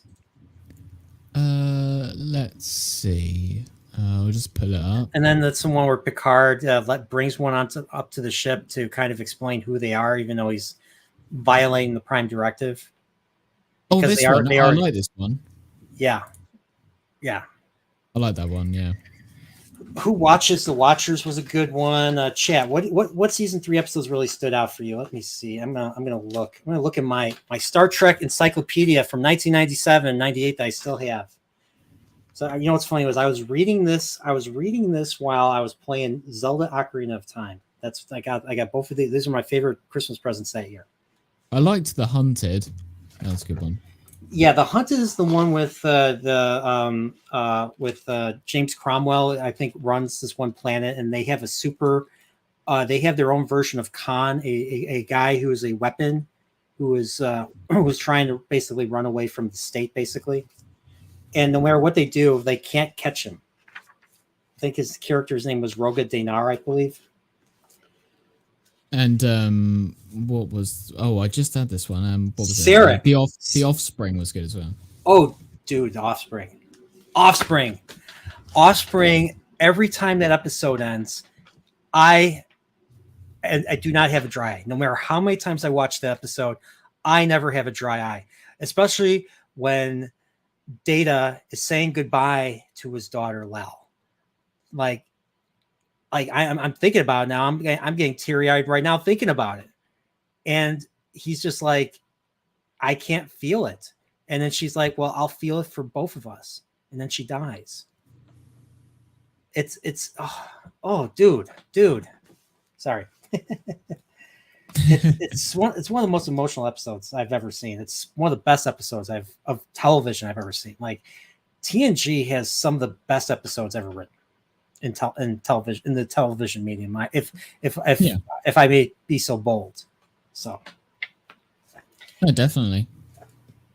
But yeah, that's a great one. What about Sarek? What do you think of Sarek? Spock's dad. I do recall the I think I remember this one. This is when he is sort of acting a bit off. The crew start worrying about him. He's sort of going off to his quarters a lot. I'll just pull it up. Yeah, he has the Bendai syndrome, and because of it, because you know how Vulcans are telepathic, Bendai syndrome causes like irrational emotions to kind of come to the surface. Yeah, and it manifests in the crew. Everybody starts like getting all uppity up with each other, and there's fights everywhere. And we find out it's because of Sarek, and like his one of his aides tries to control it, and he can't control it anymore. So the only way to because he mind melts, tries to help balance him. So what ultimately happens is Picard volunteers to mind meld with Sarek. And so while Sarek is going out on his final, mission to negotiate a treaty with, I think, the Ligarans, I believe is the name of them. We never see them because they're not important. But he goes off on his mission, and then we get a scene with Patrick Stewart, him and just him and Gates McFadden, and he is reacting to the mind meld. And we learn something about Sarek through Picard. We learn that Sarek loves Spock. We learned something about him. That is insane. We learned something about legacy. That's how you bring back a legacy character. You not only bring them back, but you give them something. And you give the audience something that they didn't know about. That is believable. And that works. And this episode worked. And I wish modern shows did this. And I didn't even come up with this. A friend of mine was the one that told me about this. And he's absolutely correct. Do you agree? Yeah, definitely. It's not just shoving legacy material in your face. It's adding on from it and respecting it at the same time. Oh, okay. Yeah, so I think you're absolutely correct in, the statement that modern entertainment doesn't really do that, because I know you're not really a fan of Picard season 3 because you think that it's just sort of nostalgia bait, and I can see where you're coming from that. And it's same with other franchises. They'll bring back a legacy character, like perhaps you could say with The Mandalorian season 2. They bring back Luke Skywalker for a few scenes, and yes, it's staying true to the character, but it doesn't really add on from anything that we already know about Luke or what we'd expect. Okay, I think I'm back. I heard you this time. Yeah, all good. Yeah, and early Trek handled appearances really well. I'll tell you this. I don't know if you know this, but 2 legacy characters show up in the future. Leonard Nimoy shows up as Mr. Spock, and James Doohan shows up as Scotty. I do know. I believe there's a 2-parter in season 5, which is where Spock comes back, and then there's a season 6 episode with James Doohan. Yeah, Unification. Unification is excellent. I love Unification Part 1 and Part 2, and Mark Leonard comes back as Sarek too. So you get more for the you get 2 for the price of 1, or 2 for the price of 2 a 2-parter. So, but yeah, those are excellent. The Admiralty breaks up the price. What do you think of the price? That's one where they have to they negotiate. They're negotiating against other people for rights to a wormhole. And this episode really establishes the quadrant system that is pretty much a thing for the rest of the franchise. So it wasn't like that for the original series and the original movies, but it's like that here. So you have the alpha quadrant, the beta quadrant, the delta quadrant, and the gamma quadrant. And so we learned that the wormhole is supposed to go to the gamma quadrant, but because the alpha quadrant side of the wormhole is fixed, so it doesn't move, it doesn't shift. The opposite side of the wormhole shifts, so it shifts. I assume in like a circle. So when they first went into it, the aliens, the Barzans, it came out on the side of the gamma quadrant, but when Data and Geordi go in with the shuttlecraft, they're actually in the delta quadrant. So by the time they're like, shit, this thing shifts, we have to get out of here, and they leave those 2 Ferengi scientists behind. Remember that? Yeah, and I think what I remember most from this episode is the weird, creepy dude, and those scenes with him and Troy. Yeah, that's true. But I'll say this: those 2 Ferengi scientists, you'll see them again.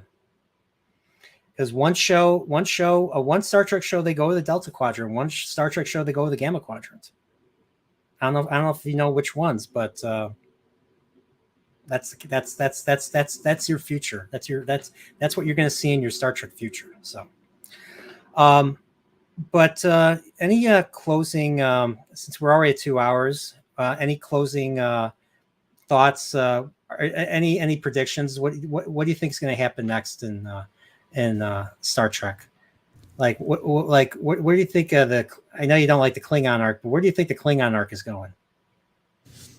Well, I don't really know how I would predict any of that. Of course, I have unification and episodes like that I'm looking forward to. But I think the beauty in me watching Star Trek for the first time is that I don't really know where certain plot arcs are going or what else I may be seeing. Because when I started Star Trek, I was thinking, I have absolutely no clue about this franchise, nothing at all. Don't really know any villains, any people. Aside from references in shows like The Big Bang Theory, I didn't know anything about Star Trek. So I think that's why I liked the first season of the original series so much, because it did give me that feeling of being like a little child again, and just being able to experience something that's so amazing and imaginative for the first time, and just having not a clue, and just me sitting back and just learning from what it is on the screen. Again, with the Klingon arc, I'm not really that attached. That is definitely an unpopular opinion from your reaction. If you remember Sins of the Father, remember what happens to Worf at the end? Discommodation. Yeah. You know why he accepts discommodation? Why is that? Because if he doesn't, the Klingon Empire will go into civil war. So instead of millions dying, he decided to accept dishonor. So he's not going to be discommoded for long. So what do you think is going to happen? Klingon civil war. Pesky Klingons. Yeah. So you got you basically have you watched Reunion? Oh, the name does ring a bell. That's the episode that follows up Sins of the Father. So we see Kalar again. We find out that Worf has a son, Alexander. I don't mind this episode. I'll say that. Okay. And Duras comes back. Duras is the one that is the one that Worf is covering for with the discommendation, because it's actually Duras's family that was that betrayed the Empire to the Romulans during the the Kittimer massacre, which is where Worf was found as a kid and taken away and raised by humans. That's why Worf never knew his father and all that, and that's why in Sins of the Father he didn't know he had a brother until that episode, and that's how he learns who Moog is, his father. So that's when he starts saying, "I am Worf, son of Moog," and all that. We learn about Moog, and we learn that Moog, even though Moog was innocent, after death, you can accuse people of being traitors, and that's kind of what happened. And Worf stood in and challenged the thing, and the Klingons are like, "Oh, why did you have to do this? This was supposed to be a one and done deal. Nobody would have been hurt." And yeah, so that when Worf kind of came in, it kind of it complicated the plans of the Chancellor, who was I think Chancellor Kempek. So, and then Chancellor Kempek gets poisoned by Duras. So, political intrigue. So, and yeah, that leads, and then we meet Gowron, who is someone who opposes the Duras family being powerful, and yeah, the Civil War, Klingon Civil War is where this season is going. So, I actually really enjoyed the two-parter. So that's all I'm going to say. So definitely look forward to Redemption 1 and 2. I would say, because we're doing finishing thoughts, I would say, as I said before, with my categorization of favorites and what I think are just overall the best, I would say the best episode I've seen so far is The Best of Both Worlds, parts 1 and part 2. But my favorite, I don't know if it's an unpopular opinion or not, but I absolutely loved Remember Me. Yeah, that's the one with that's the one where Beverly Crusher gets sucked into Wesley's experiment. So she's talking to like Dalen. We first see her talking to an old man who happens to be her old mentor, Dr. Dalen Quace. Yes, I remember his name. And then there's one scene with him, and then for the rest of the episode, she's like, "Where's Dr. Quace? Where's Dalen? Where are you?" And then people just start disappearing, and she's like, "What the hell's going on?" And then we find out that she got caught in Wesley's experiment, and the Traveler shows up to help him rescue her from that experiment. I love the eeriness of the episode, how it's so creepy, because there's more episodes like that. Yes. Up until like the third quarter of the episode, we're led to believe that Beverly's the one in the perfect state and everyone else around her is the one getting taken away to wherever. But then it's actually reversed, and she's actually the one who's inside this other plane. I just love the eeriness of it. She's going into different rooms. She's referring to people they've had no clue who they are, and you do feel extremely worried for her. And I like scenarios like that. And that's when it comes to a show like Star Trek, where every single episode is a different scenario or a different threat or a different focus on the human condition. There are those certain ones you're going to gravitate towards. And Remember Me, it's just, it gives me goosebumps just thinking about it. I love it. The uncertainty of it. I can't pinpoint exactly what it is, but there's just something that makes me love it so much. I love mysteries, and this is kind of like a mystery with her trying to work out what's going on. There's a lot of Beverly. There's a lot of Beverly Crushers like that are basically her. Even though she's a doctor, it's her solving mysteries. She's like Scooby. She's like a Scooby-Doo character, I like those certain episodes in various shows where perhaps there's one episode where the other characters forget who someone is, and they're trying to convince them that such and such has happened, and they're close, but they have no memory of it. It's just one of my guilty pleasure type of themes in episodes. One of my favorite scenes was when she's asking the computer, "So computer, what is the purpose of the USS Enterprise? To explore the universe. Okay, can you define what the universe is?" It's, I remember a that. cylindrical object that's like 15 millimeters wide or something. Yeah. Yeah. So the universe keeps, I think, compressing. So, And there's one point where she thinks she's being sucked into something bad, but it was actually Wesley trying to save her.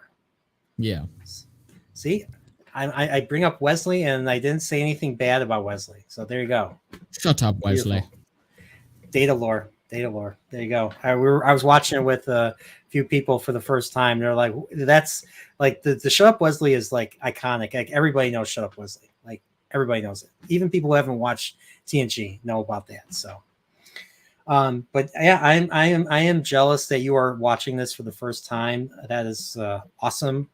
Like these episodes never get old. Even the crappier episodes are still worth a rewatch, in my opinion. And because of this, and because of just like the fact that this is episodic, like it when you watch a not so great episode, it doesn't ruin the series. And you could go from one not so great episode to a really good episode. So like there's incentive to watch.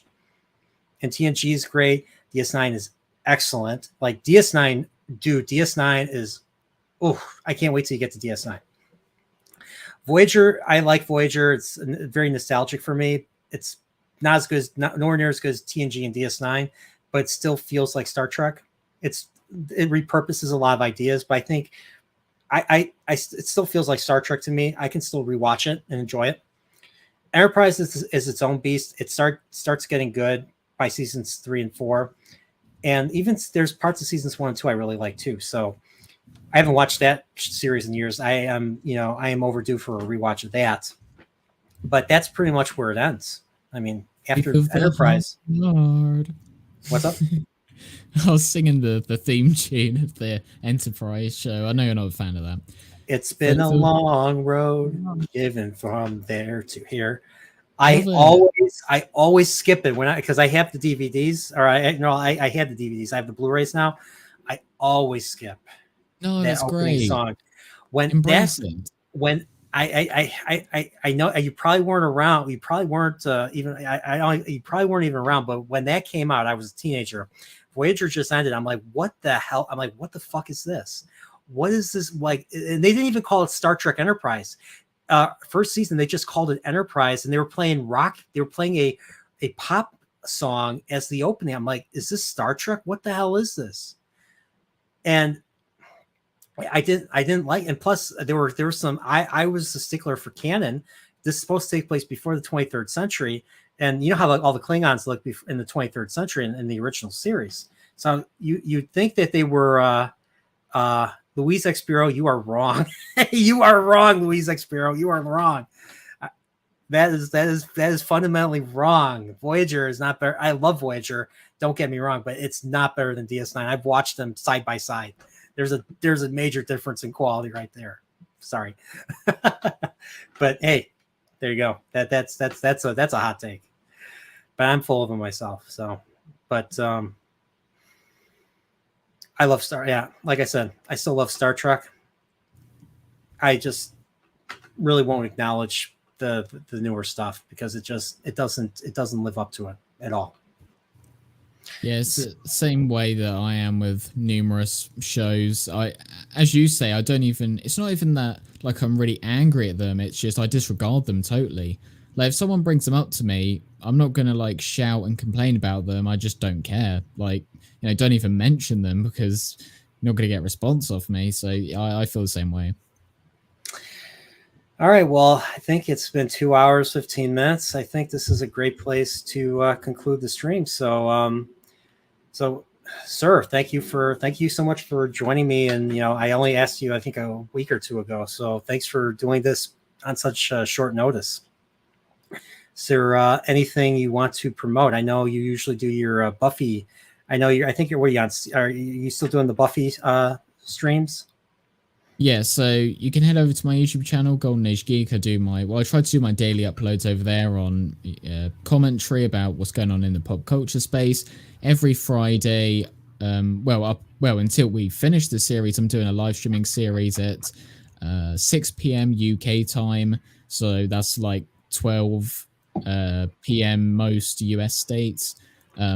I am doing those streams where I'm going through Buffy the Vampire Slayer, going through the various seasons. We'll be doing a series for the spin-off series Angel, and then I'll do like some specials aimed at different characters, what I like about them. So Buffy's another series that I absolutely love. So I do my streams over there, talk about them. And because of everyone in the chat, all you lovely folks, I am going to work on an extra long video about why Twilight is so good and why you are wrong.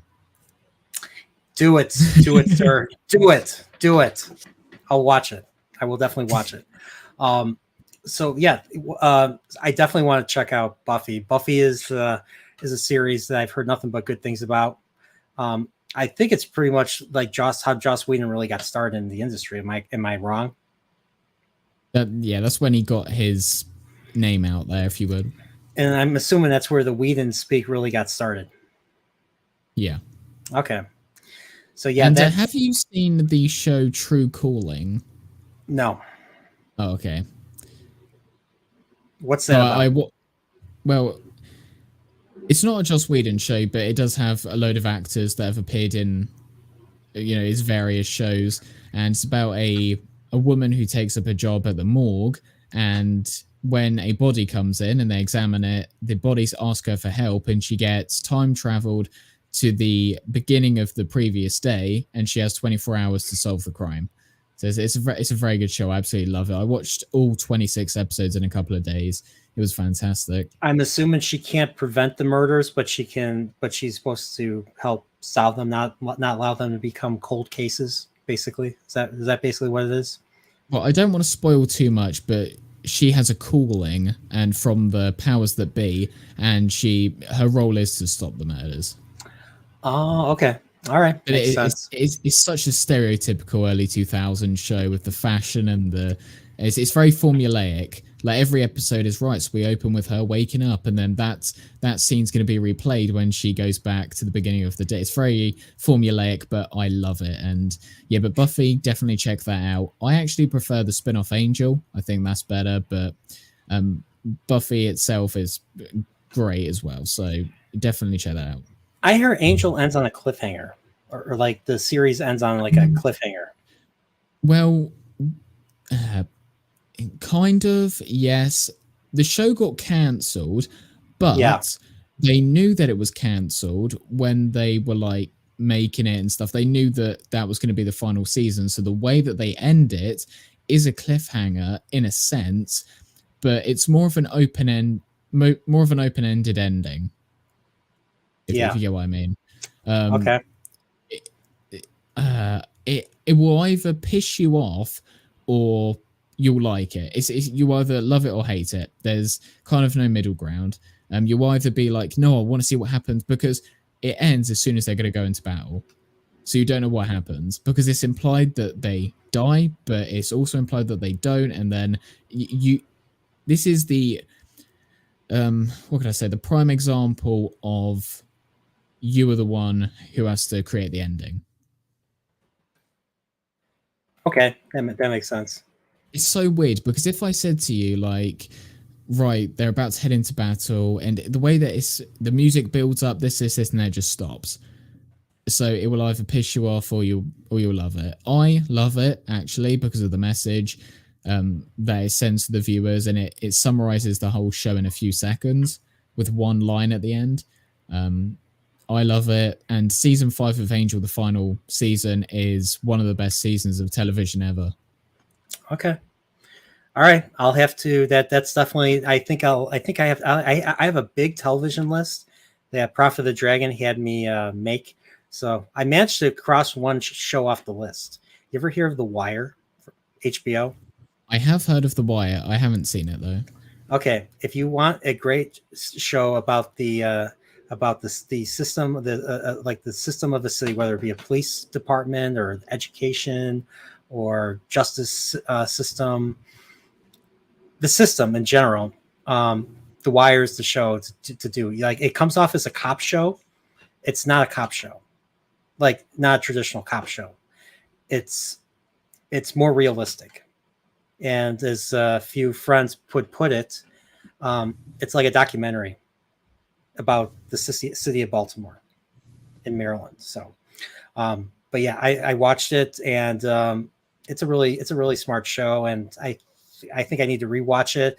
I need to do streams, and I might make a few videos on this. So that's something that's in the docket for me.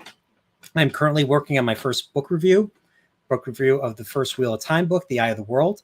I'm working on a short version. I recorded a very long recording of myself talking about the book, very long-winded. So there will be a long version that will come out not in the near future, but the editing will take forever on that one. So I'm doing a short version, and I'm going to release that first. So that's video content. That's what I'm doing.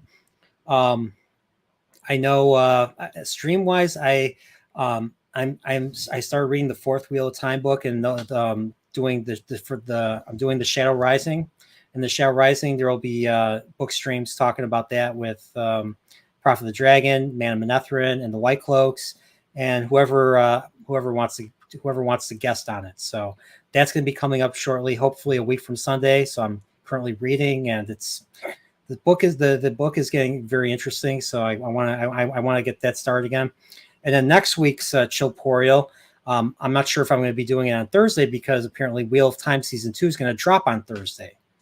So, but next week, still Thursday, tentatively, I'm going to be having Lady Balefire as my guest, and we're going to be talking mainly Song of Ice and Fire and fantasy and writing in general. So stay tuned for that. So Golden Age Geek, thank you for being here. And everybody, chat, thank you for showing up. And don't forget to hit the subscribe button, and don't forget to subscribe to the Golden Age Geek. And if you want some Nerdporeal merch, Nerdporeal the Flamethrower, get the shirt that says Nerdporeal the Flamethrower. The kids will love it. So buy it now. But other than that, everybody, have a good night. Peace. Bye.